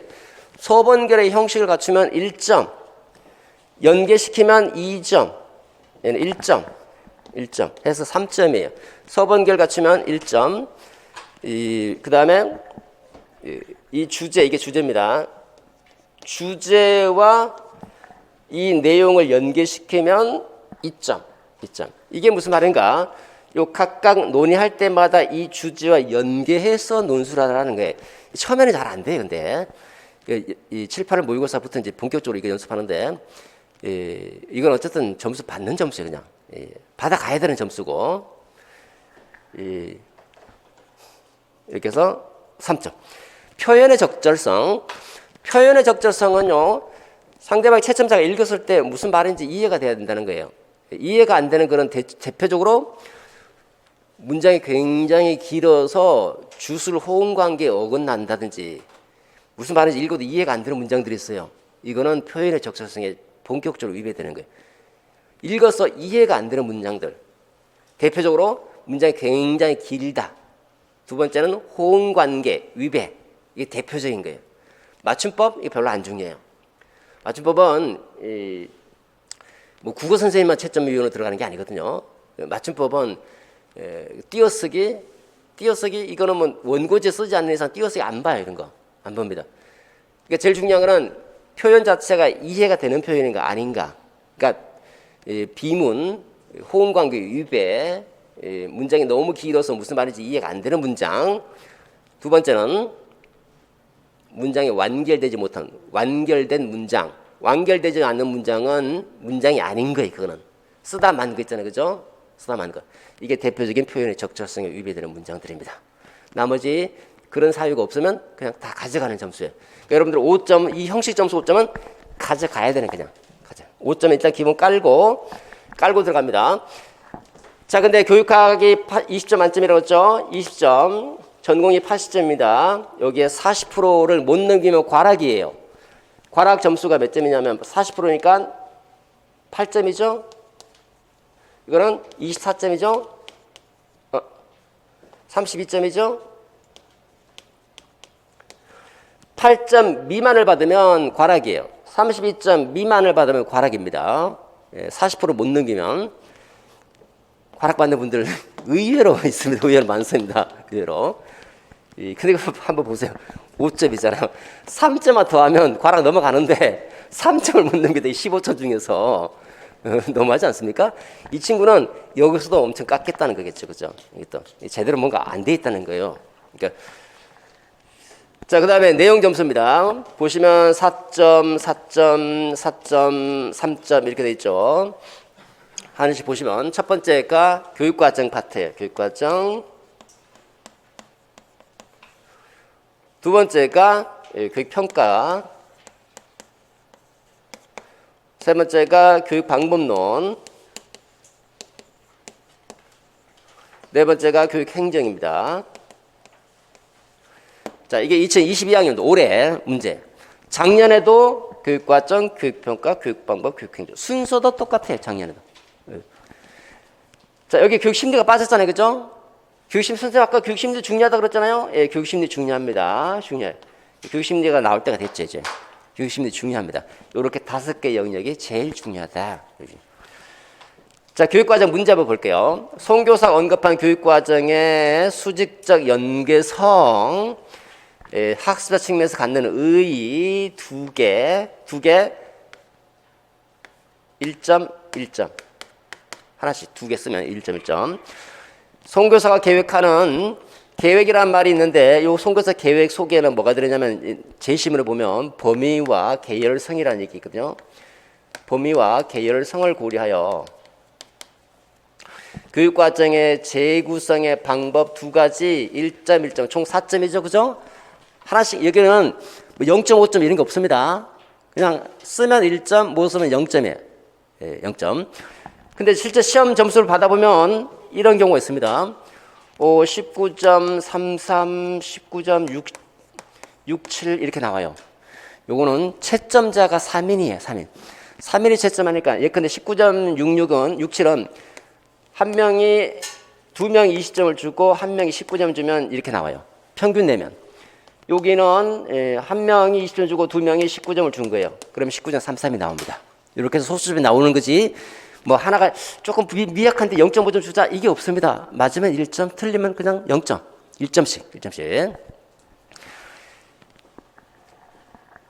자, 우리 교과서에서 뭘 배우냐면 그 수직적 연계성 제가 설명했어요. 모의고사도 받고 교육과정 재구성 모의고사도 받고 설명했어요. 이거 교육과정 재구성 할 때 이 계획하는 게 뭐냐면 여기 또 하나가 더 있습니다. 교과 내에서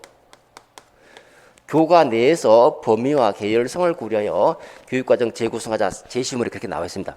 그러면 두 가지 조건을 충족시켜야겠죠. 교과 내라야 되고, 두 번째 범위를 고려해야 되고, 세 번째 계열성을 고려해야 되고, 그 다음에 이걸 토대로 해서 교육과정을 재구성해야 되잖아요, 그죠?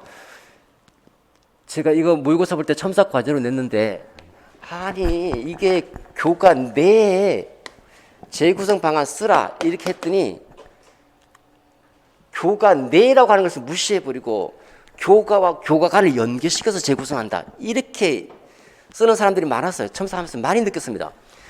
근데 이번에 또 교과 내 아니 이렇게까지 했는데 실제 시험장에서 교과 내에 있는데 또 불구하고 아마 이번 첨삭 안 했겠죠.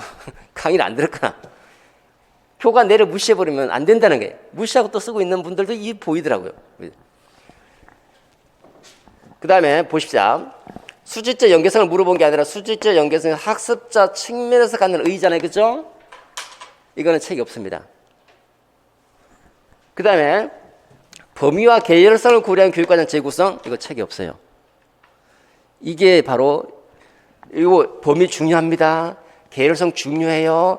교육과정 재구성 중요해요. 이게 중요하다는 얘기 엄청 많이 해요. 수직적 연계성 중요합니다. 엄청 얘기 많이 했어요. 그러면 이게 범위라고 하는 것이 무엇이고 계열성이 무엇인지를 고려해서 여러분 쓴다면 어떻게 써야 될까요? 2개 쓰라고 그랬잖아요. 이것도 제가 많이 얘기했어요. 2개가 뭐가 나오면 하나씩 나눠 써라. 이게 제일 쉬운 거 아닙니까? 범위의 측면에서 교과내 재구성 방법, 계열성 측면에서 교과내 재구성 방법, 이렇게 쓰면 되잖아요. 그죠? 2가지니까. 그잖아요. 이렇게까지 안내해 줬는데 안 쓰시는 분들이 뭔지 모르겠습니다. 그 범위가 뭔지, 이거 범위 중요하다 그랬거든요. 중요하다, 이거 중요하지, 이거 중요하지. 그러면 이제 이건 여러분들이 써야 될 거야. 이렇게 알아서. 실제 시험 우리 모의고사에서는 교관의 재구성 요거만 물어봤지만 이거 중요합니다. 이거 중요합니다. 이거 중요하다. 다 얘기했으면 이거 종합하는 거 여러분들 몫 아닙니까? 이거는 여러분들이. 그 범위라고 하는 개념을 알아야 되고 계열성이라는 개념을 알아서 써야 되거든요. 사실은 이거 몰라도 우리가 시험 봤던 것도 다 이 범위와 계열성 범위를 포함시켜서 모의고사 본 거예요. 그냥. 그 다음에 수직적 연계 보시면 우리가 하나, 자, 이게 우리가 뭘 알고 있습니까? 수직적 연계성의 개념을 분명히 알아야지 이거는 책에 없는 거를 응용할 수 있다는 거예요. 활용할 수 있다는 거죠. 수직적 연계성이 무슨 말이냐면 쉽게 얘기해서 수직이잖아요. 1단원과 2단원이 서로 잘 맞물려야 되는 것이고 2단원과 3단원이 서로 다 잘 연결돼야 되는 거예요. 갑자기 어려워지면 안 되잖아요. 그죠? 갑자기. 그래서 초등학교와 중학교와 고등학교 잘 부드럽게 잘 이어져야 된다는 거거든요. 이게 수직적 연계성이에요. 1학년과 2학년 잘 연결되면 학습적 측면에 어떤 의의가 있는가? 여러분 상식적으로 한번 생각해 보세요. 여러분 공부 안 했어요? 공부 안 했다. 수직적 연계성이라는 개념 자체만 지금 설명드렸습니다. 수직적 연계성은 한번 풀어보세요. 수직적 연계성은 1단원과 2단원을 서로 잘 맞물려야 된다. 잘 연결돼야 된다. 너무 어려워도 안 되고 너무 쉬워도 안 된다. 너무 어려워도 안 된다. 갑자기. 1학년과 2학년과 3학년이 초등학교 내용과 중학교 내용과 고등학교 내용이 잘 연결돼서 너무 급격하게 어려워져서는 안 된다. 라고 하면 학생의 입장에서 어떤 교육적인 의의가 있을까요? 어떤 의의가 있을까? 상식적으로 한번 생각해봐요. 1단원 공부하다가 2단원 넘어갔는데 너무 어려워졌어. 너무 어려워지면 이해가 돼, 안 돼? 이해가 안 되잖아요. 그죠? 근데 잘 맞물렸어. 1단원과 2단원이 잘 부드럽게 잘 넘어가지고 있더라. 그럼 쉽게 이해할 수 있잖아요. 누가 보더라도 쉽게 이해할 수 있다. 나와야 답에 나올까 안 나옵니까? 나오지. 개념을 잘 알고 있으면 적용하고 활용하는 쉬워요. 물론 연습을 해보셔야 되겠지만, 자, 첫 번째 문제에서 우리가 알 수 있는 것은 적용 개념을 적용하고 활용하는 형태의 오픈형 문제다. 오픈형. 두 번째 또 여기다가 실제 현장에서 교육과정 재구성할 때 이 2가지를 고려한다면 이 범위 안에서 어떻게 할래라고 물어보고 있죠. 역시 적용과 활용의 문제죠. 그죠? 물론 이제 모의고사 다 합니다. 저거는 구체적인 저건 내용은 이미 다 했던 내용이고. 그 다음에 두 번째로 한번 가볼게요. 송교사가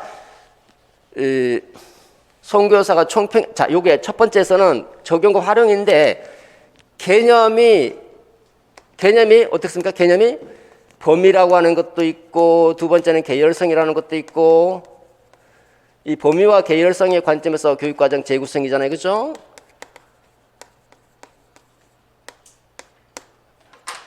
두 가지 개념을 교육과정 재구성 개념과 범위 개념, 계열성 개념을 결합을 시키고 있잖아요. 결합을. 그러니까 일단은 공부를 어떻게 될지 분명히 여러분 공부를 어떻게 됩니까? 범위라는 개념을 정확하게 알아야 되고 계열성이라는 개념을 정확하게 알고 이것 정확하게 알고 둘을 결합을 시킬 수 있는가를 물어보고 있잖아요. 또 두 번째 한번 볼게요. 총평의 관점에서 학생을 진단할 수 있는 실행 방안, 이걸 진단한다고 해서 진단평가예요. 진단평가, 총평. 이거 책이 없습니다. 없어요. 진단평가 제가 중요하다고 했어요. 총평 2가지 결합시켜야 되는 거다. 여기도 보시면 총평의 관점에서 총평관 플러스 진단평가, 진단을 하되 총평의 관점에서 진단하라는 거잖아요. 두 가지가 결합이 되어 있죠. 두 개념이 결합이 되어 있어요. 결합이. 그러니까 진단도 알아야 되고 총평도 알아야 되고 둘을 종합해서 결합시킬 수 있는 거. 종합 결합의 문제. 이것도 오픈형이거든요. 오픈형. 그 다음에 송교사가 활용할 수 있는 평가 결과의 해석 기준 두 가지. 송교사가 활용할 수 있는, 송교사가 뭐라고 얘기하고 있냐면 타인과 비교하지 않는 뭐 시험을 보고 싶다라는 얘기를 해요.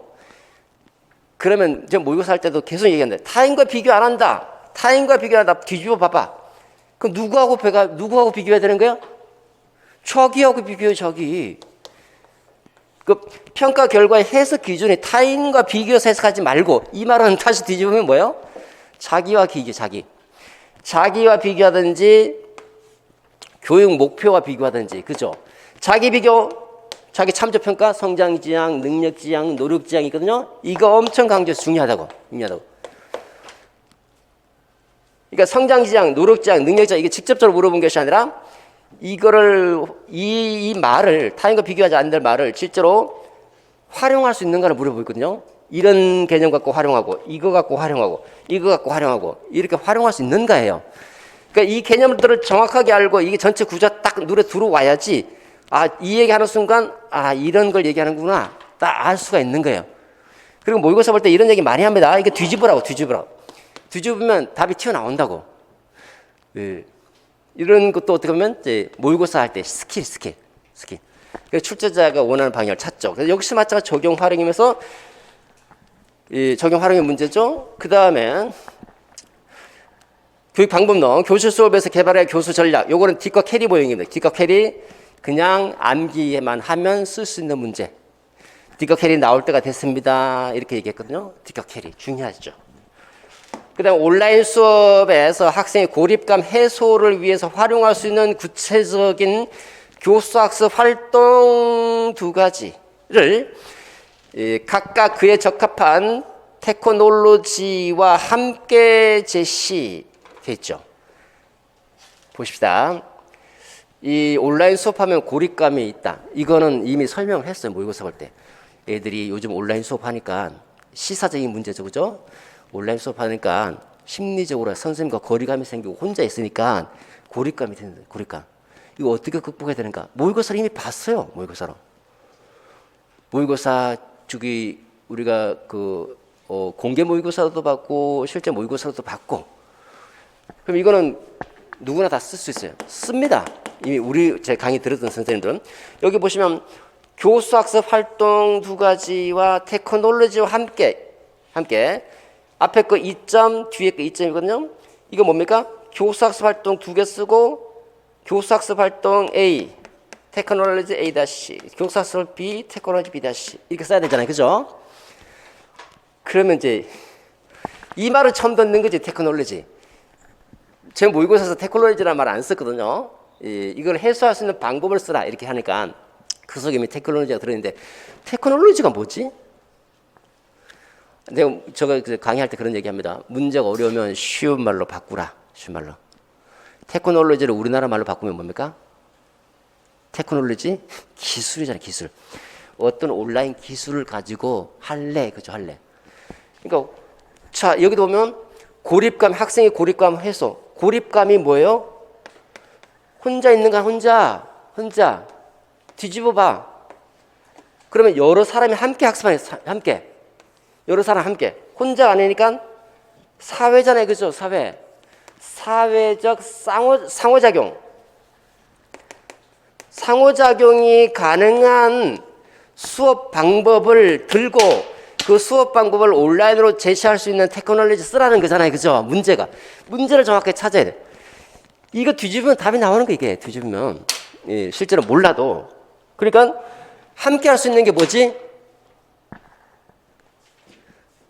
혼자 하는 거. 교사가 일방적으로 강의하면 강의식 수업은 고립감을 해소시켜주지 못하죠. 혼자 가만히 앉아서 듣기만 하니까. 그러니까 사회적 상호작용, 쌍방향 애들끼리 서로 쌍방향 교사와 학생 상호 간에 쌍방향이 가능한 그런 교수학습 활동이 뭐가 있을까요? 여러분 모를 수도 있겠는데 협동학습, 그렇지. 협동해서 공부하라 이거지. 토의토론하라 이거지. 그렇잖아요, 그죠? 토의토론하면 말해야 되잖아 상대방하고. 쌍방향이 상호작용이 가능한 거예요. 토의토론한다. 프로젝트 주고 같이 협동해서 프로젝트 해결해. 이런 학습활동 찾을 수 있어요. 공부하면 누구나 다 찾을 수 있어요. 그걸 가능하게 해주는 기술이 뭐냐? 온라인 기술이 뭐가 있죠? 줌도 있고, 뭐 SNS도 있고, 뭐 제가 이제 뭐 SNS에 대해서도 이제 마지막 모의고사에서 여러 번 강조했어요. 여러분, 웹 2.0 이제 웹 3.0 시대다. 그래서 중요시해서 강조했습니다. 그 테크놀로지 기술이잖아요, 기술. 그러니까 예를 들어서 뭐 SNS를 통해서 학생들끼리 협동하고 과제를 제시하고 협동해서 과제를 해결하도록 하고 이런 얘기 해주면 되는 거예요. 그죠? 쉬워요, 되게 쉬운 겁니다. 여러분 지금 공부를 안 해서 무슨 말인지 모를 수도 있겠지만요. 김 교사가 언급한 학교 중심 연수의 종류, 요거는 이제 장학이에요, 장학과 관련된 부분.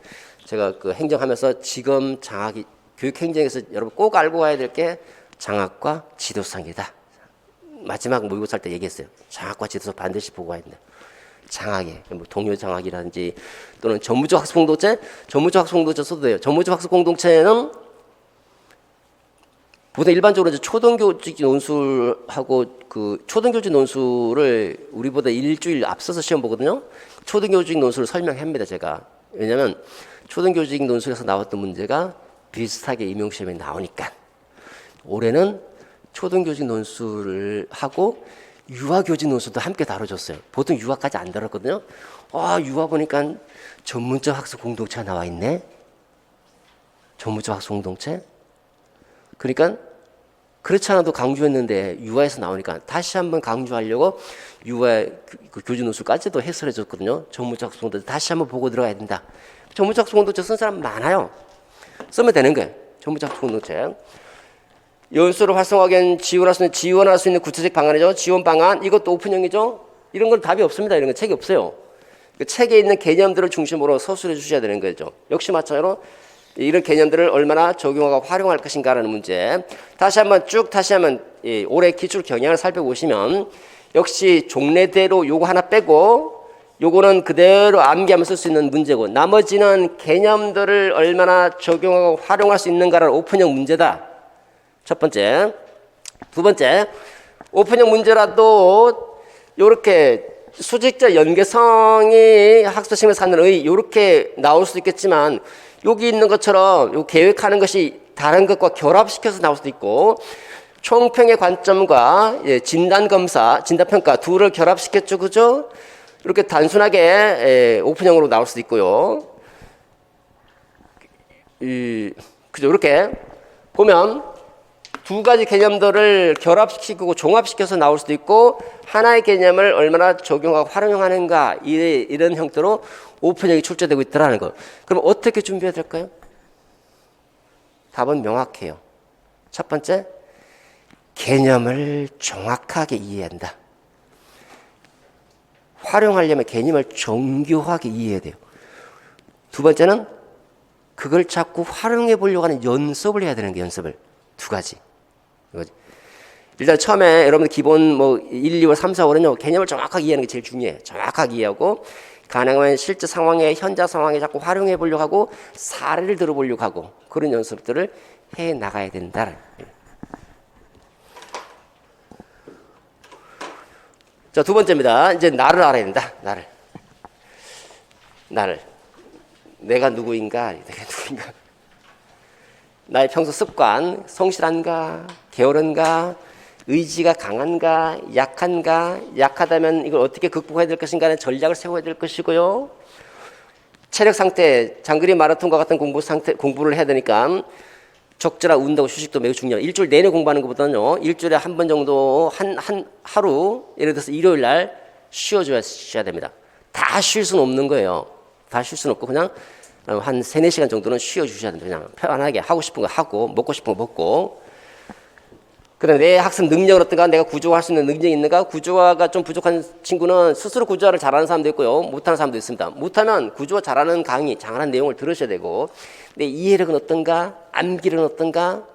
이해가 부족한 선생님들은 설명을 잘 듣고 이해하고, 이해가 또 안 될 경우에는 사전 찾아보세요. 사전, 국어 사전, 영어 사전. 사전 찾는 걸 게을리하지 마세요. 그리고 친구한테 물어보기, 선생님한테 물어보기, 물어서 이해하고 넘어가셔야 돼요. 두 번째, 이해한 것을 머릿속에 집어넣어야 되죠. 암기하는 방법, 부호와 전략을 세워서 암기하셔야 돼요. 그 다음에 적용할 수 있는 능력이 부족한가, 많은가, 집중력은 어떤가, 집중력이 떨어질 때 어떻게 보완해야 될 것인가, 동기는 어떤가, 이런 것들을 잘 알고 거기에 적절한 대책을 미리 만들어 놓으셔야 돼요. 시간 관계상 제가 또 계속 이야기하기 좀 그래서 간단하게 개괄적으로 설명드리겠습니다. 인지 양식, 내가 혼자 공부하는 걸 좋아하는가, 장의존형 강의 들으면서 좋아하고 친구와 함께 스터디 하는 걸 원하는가. 스터디는 필수가 아니라 선택이에요. 그냥 1차는, 2차는 필수지만, 혼자 공부하기를 좋아하면 혼자 공부하는 게 좋고요, 함께 어울려서 공부하는 거 좋아하면 어울려서 공부하는 것이고, 충동적으로 행동하는가, 너무 숙고하게 생각해서 시간을 너무 오래 끄는 사람은 아닌가. 그러면 어떻게 대책을 세워야 될 것인가. 대책을 다 세워놓으셔야 돼. 전부 다 전략을 다 세워놓으셔야 된다는. 그 다음에 직각을 선호하는가, 인간을 선호하는가. 이건 사람마다 다 다르기 때문에 여러분들한테 맞는 것을 선택하시는 거예요. 각자 한 번씩 생각해 보면서 어떻게 살 것인가에 대해서 고민하고 전략을 세워놓으세요. 전략을. 그 다음에 남의 주변과 학습 관리를 해주셔야 돼. 내 친구가 많은가 적은가. 친구 많은 거 별로 안 돼. 도움이 안 돼요. 정리하셔야 됩니다. 1년 뒤에 보자, 친구야. 1년 뒤에 다른 모습으로 너에게 나타날게. 기대해봐. 어울리기를 좋아하는가? 어울리기를 좋아해서는 안 되죠. 그죠? 공부하는 사람은 외롭고 고독해요. 그래서 외로워요? 너무너무 당연한 얘기예요. 공부하는 게 외로워요. 힘들어요. 너무너무 당연한 거 참고 견뎌낼 수밖에 없는 거예요. 1년만 참아달라. 1년만. 그 다음에 미혼인가, 결혼했는가, 결혼할 일이 많아지죠. 애기 키우는가, 이것도 일거리 많아집니다. 그 다음에 피부양자인가, 이것 따라 또 달라집니다. 내 시간 활용이 달라지는 거죠. 학습 시간 어느 정도 확보 가능한가. 보통 가끔 물어봅니다. 선생님, 몇 시간 공부해야 합격할 수 있나요? 이거 일률적으로 말 못해요. 아까 말씀드렸잖아요.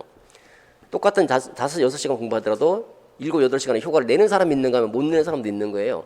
일단 기본적으로 일반인의 기준으로 볼 때 보통 한 6-7시간 정도는 평균적으로 공부해 주셔야 돼요. 일반적으로는 6-7시간 정도 이상은 공부해 주셔야 될 거예요. 이거는 분명히 말할 수 있습니다. 만약에 6-7시간을 못 뽑아낸다 그러면 진짜 집중하셔야 돼. 진짜 집중해서 6-7시간의 시간을 확보할 수 있도록. 그다음 세부적인 내용들은 제가 강의하면서 쭉 계속 말씀드릴 거예요. 지금 너무 장황하게 좀 시간이 길어져서. 심리 관리, 적절한 스트레스 해소 방안, 이것도 전략이 필요해요. 전략이. 그 공부가 안 되는 날 있잖아요. 그죠? 공부가 안 되는 날, 여러분들 이럽니다. 선생님 공부가 안 돼요. 어떡하죠? 어떤 사람은 그럽니다. 공부가 안 돼도 공부해야지. 어떡해. 그냥 앉아 있어야지. 이게 무슨 답입니까? 공부가 안 되는데 어떡하죠? 공부 안 되면 어떡합니까? 오늘 진짜 공부 안 되는 날이네? 보통 일반인들은 그렇게 얘기합니다. 공부 안 되면 그래도 공부해야지. 어떡합니까? 그냥 죽으라고 해야 돼요. 이건 누구나 할 수 있는 말이에요. 현실적으로는 바꿔놓고 한번 생각해 보세요. 공부가 안 되는데 하라고 그러네? 앉아있어도 머리 안 들어와. 5-6시간 앉아있었는데 머리 하나도 안 들어옵니다. 그거 왜 앉아있는 거지? 시간 낭비하고, 그죠? 그러면 안 되는 거예요. 하나만 알려드릴까요? 보세요. 오늘 공부가 안 돼요. 이상하게 아침에 일어났는데 하기 싫어. 공부는 해야 되겠고, 해야 되는 건 당위적인데, 하기는 싫은 건 심리적인 문제예요. 심리가 안 끌리는 거예요. 그럼 어떡합니까? 일단은 기분 전환을 해줘야 될 거 아니에요. 그래서 스트레칭을 한 10분 정도, 딱 10분 정해서 스트레칭 해보세요. 머리 이렇게 스트레칭, 몸 흔들고. 그리고 다시 책상에 앉습니다. 앉는 것까지 1단계. 앉았죠? 진도 나가지 마세요. 새로운 진도. 공부가 안 되는데 새로운 거 들어갈까요? 안 들어가요. 마음이 안 받아준다니까. 머리로는 해야 된다고, 당위적으로 해야 된다 생각하지만 이 마음이 안 받아주는 거 어떡합니까? 그럼 마음이 받아주도록 바꿔야 될 거 아니에요. 새로운 거 하지 마시고 기존에 했던 것 중에서 제일 만만한 거, 제일 만만한 애, 너 일로 와봐. 나랑 놀자. 제일 쉬운 거 갖다 놓고 한번 보는 거지. 그러면 마음이 풀리거든요. 조금 하다 보니까 재밌네 하면 공부하면 되는 것이고, 근데 그래도 불구하고 안 된다, 안 되네, 다시 책 덮고 10분간 다시 몸 운동 좀 스트레칭 좀 해주고 다시 앉아요. 또 만만한 거 갖다 놓고 제일 쉽고 재밌다고 생각하는 거 갖다 놓고 한번 보는 거죠. 그래서 또 어느 정도 동기가 유발되면 가면 되는 것이고, 안 된다, 몇 번 했는데 안 된다 그러면 어떡합니까? 그날은 영 안 되는 날이에요. 책을 덮어야 되는 게, 이게 앉아서 보면 몸도 아프고 힘들고 시간도 시간대로 뺏기고 안 되는 거죠. 책 덮고 뭐예요? 놀라 이거지. 놀라. 하고 싶은 건 마음대로 하. 너 나가서 뭐 영화를 보든 커피를 마시든 돌아다니든 네 마음대로 해. 대신 시간 줄게. 한 3시간에서 뭐 4시간. 요 시간 동안 네 마음대로 해. 이거 갖고 안 풀리면 1시간 더 줄게. 일단은 3, 4시간 딱 한정을 정하는 거죠. 제가 그랬잖아요. 인간은 기계가 아니기 때문에 월요일부터 쭉 토요일까지 공부를 하고 일요일이 쉬는 날이잖아요. 그죠? 3분의 1 정도 비워두라 그랬잖아요. 그죠? 오전, 오후, 저녁. 오전 시간 잠을 자든 놀든, 그러니까 비워두는 거예요. 일단. 아니면 이렇게 비워두죠. 요거는 일주일 동안 공부했던 거 다시 부족한 거 보완하고 정리하는 거예요. 정리. 근데 요거 비웠잖아요. 놀았죠? 가는 거지. 너 이번에 휴식 없어. 대신 결과적 평균적으로 똑같아요. 똑같지만 자, 이때 놀아요. 마음대로 놀아. 마음대로 놀아. 근데 다만 이때가 없는 거지. 이때는 공부하는 거잖아요. 그죠? 그럼 똑같아요. 결과적으로 달라지는 게 없어요. 근데 훨씬 효율적이잖아요. 그러니까 이 다 전략입니다. 진짜 공부하는 사람은 노력 플러스 전략이다. 전략. 이런 얘기들을 이제 자주 해드립니다. 자주 하셔야, 여러분 전략을 진짜 잘 세우셔야 돼요. 자, 그 다음에 효과적인 학습 전략입니다. 공부할 때는 아까 설명대로 전체를 구조하시고, 두 번째, 내용을 구조한 다음에 이제 내용 읽죠? 읽을 때는 이해를 하셔야 돼요. 이해. 특정 부분을 읽습니다. 그 내용을 이해하면서 읽어요. 이해가 됐으면 두 번째, 중요한 핵심 키워드 뽑아냅니다. 아, 요게 중요한 키워드지. 키워드. 세 번째, 그 키워드를 내 말로 표현해. 내 말로 표현해야지 내게 되는 거예요. 내게. 문장 그대로 외우지 마시고 이해하고 키워드 뽑아내고 키워드를 중심으로 내가 이해한 대로 내 말로 표현해내는 거예요. 실제 내 말로 그 키워드를 중심으로 내 말로 표현해내면 그게 이제 답안이 되는 거죠. 답안이. 이런 식으로 책을 내가 새로 쓴다. 답안지를 내가 쓴다. 라는 관점에서 이해를 잘해. 일단은. 내용 이해가 다 됐다. 그 다음 두 번째 키워드를 뽑아내고 그 키워드를 내 말로 표현해서 내 책을 내가 만들겠다. 내 답안을 내가 만들겠다. 이렇게 하셔야 돼요. 이렇게. 문장 통으로 외우면 진짜 힘들어요. 진짜. 그래서 문장을 만들더라도 한 문장이나 두 문장으로 끝내셔야 됩니다. 줄줄줄 큰 문장으로 만들지 말고 이걸 쓸 필요가 없어요. 그냥 키워드, 여러분 공부하시다가 키워드 하면 밑줄만 딱딱 그어놓으면 돼요. 밑줄만 그어놓고 내 말로 한번 해보고 넘어가는 거. 이렇게. 자, 그 다음에 세 번째입니다. 이해를 했으면 이제 암기를 해야 되죠. 효과적인 암기 전략, 암기 방법 그 뒤에 책에 있습니다. 수업 중간중간도 말씀해드리지만 두 문자로 활용할 수 있고 운율, 스토리, 염상 여러 가지 방법들이 있습니다. 암기할 때는 뭘 암기합니까? 키워드를 암기하는 거예요. 키워드를 암기하고 그다음에 그걸 문장 형태로 표현해 보는 거죠. 암기하고 또 말로 꺼내 집어내보고 암기하고 또 인출해보고 이게 공부 중요한 부분이죠. 내용을 정교하게 이해한다. 두 번째, 그 키워드를 암기한다. 이해와 암기. 둘은 병진이야, 병진. 내용의 이해와 암기 왜 중요한지 아까 말씀드렸죠? 이거 정확하게 개념을 정확하게 이해해야 돼요. 정확하게. 그래서 여기도 적용할 수 있기 때문에. 네 번째입니다. 자, 이거 이제 4개 됐죠? 4개 됐으면 실제 기출에 있는 것처럼 실제 사례에 적용해보고 활용해 보려고 해야 돼요. 이거는 책에 없는 부분, 여러분 스스로 노력하셔야 돼요. 예, 강의 중에 제가 중간중간 얘기를 하겠지만요. 가능하면 제가 언급하지 않는 부분에 대해서도 한번 좀 고민해보고 넘어가려고 하는 거. 이렇게 생각하면서 공부를 해주셔야 돼요. 이 기출 경향에 맞춰서 공부하는 거는.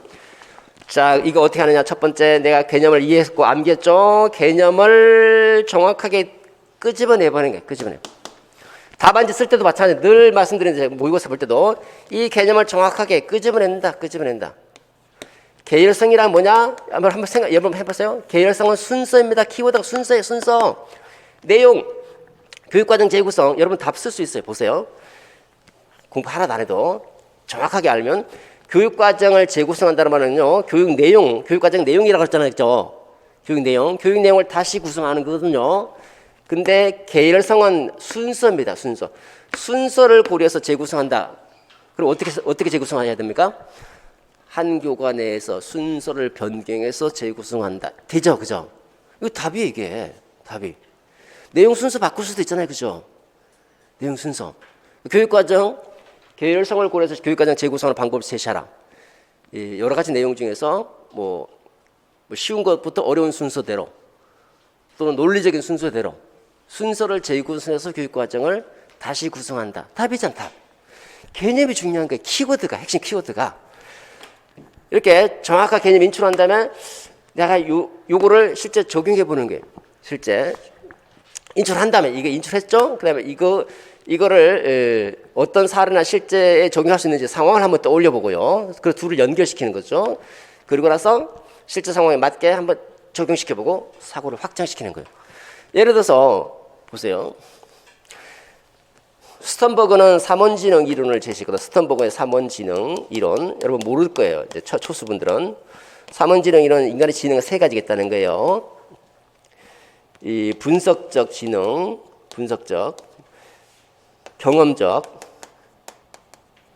실제적, 분경실, 분석, 경험, 실제. 이걸 외워야 될 거 아닙니까? 분경실 세 가지 지능이 있다. 이게 무슨 말인지 알아야 되겠죠, 그렇죠? 경험적 지능은 인간의 경험과 밀접한 관련을 갖는 지능이에요. 이 지능은 창의적 지능이다. 이게 창의적 지능. 창의적 지능은 창의적 사고를 도와주는 거거든요. 창의적으로 사고할 수 있도록 도와주는 거다. 창의적으로 사고한다는 말은 뭔가 새로운 것을 상상하거나 새로운 것을 고안하거나 뭔가를 새로운 것을 탐색하거나 새로운 것을 발견하거나 이런 것들이 창의적 사고죠. 그죠? 여기까지. 그러면 다시 이걸 응용해 보는 거지. 이렇게. 자, 개념들이 삼원지능은 세 가지겠더라. 경험적 지능은 창의적인 지능과 관련돼. 창의 지능과. 요거는 이제 우리가 생각한 거죠. 그러면 내가 아이들한테 요즘 4차 산업혁명 시대고 아이들 창의성이 무엇보다 중요한 시대인데 창의적인 지능을 창의적인 스턴버그 삼원지능 이론에 근거해서 창의적인 지능을 높여주고 싶어. 학생들한테 어떤 과제를 제시해 주는 것이 좋을까? 이렇게 생각해 보는 거예요. 학생들한테. 어떤 과제를 제시해야 돼요? 일단 창의성을 높여주려고 하는 것인가? 분석적, 경험적, 실제적 지능 중에서 경험적 지능과 관련된 부분에 초점을 맞춰야 되겠죠? 그 중에서 창의적 사고를 높여줘야 되니까 아이들이 무언가를 상상하고 발견하고 고안할 수 있는 과제를 제시해 주는 거예요. 스스로 사고해서 고안하고 상상하고 탐색할 수 있는 과제를 제시해 준다. 이렇게 써야 될 거 아니에요. 이렇게. 이게 내가 알고 있는 것을 적용하고 확장시키는 거예요. 이렇게. 단순히 개념만 알고 있는 것에서 벗어나서 계속 이런 연습을 해 주셔야지 진짜 만점 받을 수 있는 만점. 모의고사 가보시면 이런 연습 많이 합니다. 그 다음에 예를 한번 들어볼게요. 자, 지금까지 했던 내용에 대해서 우리가 변혁적 지도성이다. 그러면 지도성 부분입니다. 한번 개념을 한번 보세요. 변혁적 두 번째 지도성이잖아요. 지도력을 발휘해서 뭔가를 변혁시키려고 하는 거죠. 무언가를 변혁시킨다. 무엇을 변혁시키는데? 상황 자체, 조직 자체, 상황이나 조직, 학교 조직을 아예 뜯어 고쳐버리자. 지금 이 상황이 너무 마음에 안 들어. 상황을 뜯어 고치자. 이때 발휘되는 게 이렇게 하기 위해서 발휘되는 게 뭐다? 변혁적 지도성이라는 거예요. 개념. 이해됐죠? 변혁시키려고 하는 것, 상황 자체, 조직 자체를 변혁시키려고 하는 지도성이에요. 그러면 여러분 생각하면 우리 좀 구체적으로 좀 들어가면 좀 그런데 간단하게 학급 상황을 바꾸려 하면 학급 상황에는 애들도 있죠, 그죠? 학생들도 있고 학교는 교사들도 있죠, 그죠? 그 사람들의 그 상황 자체가 마음에 안 들어서 뜯어 고치려면 뭘 바꿔야 돼요? 그 사람이 생각을 바꿔야 돼요. 태도를 바꿔야 될 거 아닙니까? 너 집에서 부모가 너 왜 이렇게 공부를 안 하냐? 공부를 그 공부하라고 지시할 것이 아니라 공부를 안 하는 게 그 상황을 뜯어 고치려면 공부 안 하는 그 마인드, 생각과 태도를 바꿔줘야 될 거 아니에요, 그죠? 바꿔주고 야, 네가 하면 열심히 하면 네가 하면 동기를 유발시켜서 할 수 있도록 바꿔줘야 될 거예요. 사람 자체를 바꾸고 환경을 바꾸고 이걸 바꿔줘야 되는 거잖아요. 그 다음에 핵심 요소 간단하게 설명드립니다. 야, 넌 정말 뭔가를 할 수 있어. 너는 충분히 해낼 수 있어. 너를 믿고 믿음을 보여주는 거예요. 그 다음에 내가 그 지도자가 그 사람과 구성관 나와 관계에서 동일시 대상이 되고 모범이 되는 거예요. 엄마가 아이 보고 공부하라고 그러고 나는 놀고 이게 안 되는 거죠. 나도 공부하는 모습을 보여주고 야, 나도 열심히 하고 그러니까 너도 열심히 해. 그리고 너 하면 충분히 합격할 수 있어. 난 널 믿어. 이게 영향력, 이상적인 영향력, 이상적. 무조건 강압적으로 시키는 것이 아니고. 그 다음에 비전을 함께 공유하죠. 야, 우리 열심히 해서 뭔가를 하자. 동기를 불러일으키고 동기를 불러일으키고 동기만 불러일으킨다고 됩니까? 생각을 바꿔. 생각을. 야, 다른 방법으로 한번 공부해봐. 혁신적으로. 네 기존에 했던 그대로만 하지 말고 뭔가 새로운 각도에서 새롭게 한번 생각해봐. 그리고 계속 개별적으로 배려해주고. 이게 변혁 지도성이거든요. 간단하게 말씀드렸지만 이거 일단은 4가지 정도 간단하게 암기하셔야 되겠죠. 암기할 때는 이상한 영감이 지게를 지고 상황을 변형시키더라. 이렇게 이제 이미지로 그려서 기억할 수 있겠죠. 그 다음에 공부를 끝났죠. 이게 키워드입니다. 키워드를 기억하고 있다가 요거 기억하시면 요 내용들 따라와야 돼요. 그 다음에 어떻게 알았습니까? 적용하라지. 활용하라. 야, 변혁 지도성이 어떤 상황에서 변혁 지도성을 발휘해야 될까? 내가 학교 새로 갔는데 지금 코로나 상황이야. 기존 상황대로 대처했다가는 제대로 대처를 못할 것 같아. 학교는 뭔가 완전히 이 코로나 상황에 맞게 상황 자체를 기존과는 다른 상황으로 바꿔야 되겠다 라고 한다든지 학교를 재구조화해야 된다 할 때 사용되는 거잖아요, 그죠? 그러니까 그런 게 어떤 상황에서 활용할 수 있을까, 어떻게 활용할 수 있을까, 이까지 고민하셔야 돼요. 그런 거는 책이 없지만 우리가 기출 문제를 보면 그런 것들까지 요구하고 있기 때문이다. 자, 그 다음에 이렇게 해서 이제 전체 정리 끝났습니다. 조금 오늘 이상하게 좀 길어졌는데 간단하게 다시 한번 정리해 보시면요. 나를 알고, 두 번째 상대를 알고, 학습 전략을 세우고, 학습 전략 말고도 여러 가지 다양한 전략들이 있어요. 다양한 전략들을 세워서 노력을 하고, 노력과 전략 2가지가 결합될 때 효율적으로 합격할 수 있더라. 항상 공부하시면서 전략을 생각하세요. 전략을. 내가 이걸 어떻게 이해해야 될까? 어떻게 이걸 암기해야 될 것인가? 그리고 공부가 안 될 때 이걸 어떻게 극복해야 될 것인가? 각자 처한 상황에 따라서 여러 가지 전략, 많은 무기들을 갖고 있을 때 거기에 적절하게 무기들을 꺼내서 쓸 수 있다는 거예요. 여러분 어쨌든 이제 교직을 선택하고 교사 길을 가려고 하는데 여러분들한테 당부드리고 싶은 거는 교직은 단순 직업이 아니다. 만약에 직업의 안정성 때문에 교직의 길을 가야 된다라고 생각하신다면 한번 좀 재고해 보시기 바랍니다. 교직은 아무나 가는 게 아니거든요. 아무나 해서도 안 되고 정말 스승으로서 아이들을 사랑하고 아끼고 아이들을 위해서 내가 이 사회에 헌신할 수 있는 사람이다. 책임감 있고 봉사정신 있고 나름대로 순간 어떤 뜻을 갖고 있는 사람들, 이런 사람들 교직에 나가줘야 돼요. 여러분들 아마 그런 생각들이 다 갖고 있을 거예요. 나는 교직을 다른 어떤 직업과 비교할 수 없는 정말 숭고한 직업이고 봉사하는 직업이고 아이들을 위해서 이 나라를 위해서 헌신하는 직업이다라고 생각하시고 그런 관점에서 이제 교직을 대해야 될 것이고 또 학교 나가서도 여러분들이 미래 사회를 이끌어 나갈 그런 아이들을 키워내는 사람들이거든요. 사회를 바꾸고 나라를 바꾸기 위해서는 여러분들의 힘이 굉장히 중요해요. 그런 가장 중요한 최일선에서 그런 중요한 몫을 담당하는 사람들은 여러분들이기 때문에 다시 한번 내가 교직을 왜 가야 되는 것인가에 대해서 좀 고민해 보시고 공부해 보셨으면 좋겠습니다. 자, 이렇게 학생들 진짜 성장시키고 이 사회를 위해서 헌신할 수 있는 그런 선생님 되시길 바라고. 자, 이제 진짜 이제 본격적인 시작입니다. 아까 모두에 말씀드렸지만 행동하지 않는 것은 쓸데없는 겁니다. 바로 실천에 옮기셔야 돼요. 오늘 당장 집에 가서 내가 뭘 할 것인가 생각하고 바로 하고 싶은 걸 바로 한번 해보십시오. 바로. 싸우고 이길 것인가, 이기고 싸울 것인가. 마음속에서 합격은 이미 잉태됩니다. 내가 이긴다라고 자신하고 싸우는 것과 싸워서 힘들게 이기는 것과는 분명히 차이겠죠. 마음속에 나는 이길 수 있어 라고 마음을 품고 도전하셔야 될 것이고, 좋은 일을 생각하면 좋은 일이 생기고요, 나쁜 일을 생각하면 나쁜 일이 생깁니다. 여러분은 여러분의 하루 종일 생각하고 있는 바로 그것이다.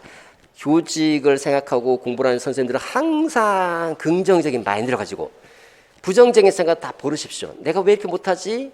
뭐 비평, 불만 다 버리시고 가능하면 긍정적인 생각을 하시고 자기한테도 긍정적인 동기를 부여해 주시면서 공부해 주시면 좋겠습니다. 자, 오늘 수고 많으셨습니다. 이상 여러분 앞으로 공부 열심히 하시고 꼭 합격하시길 기원합니다. 반갑습니다. 이것으로 마치도록 하죠. 네.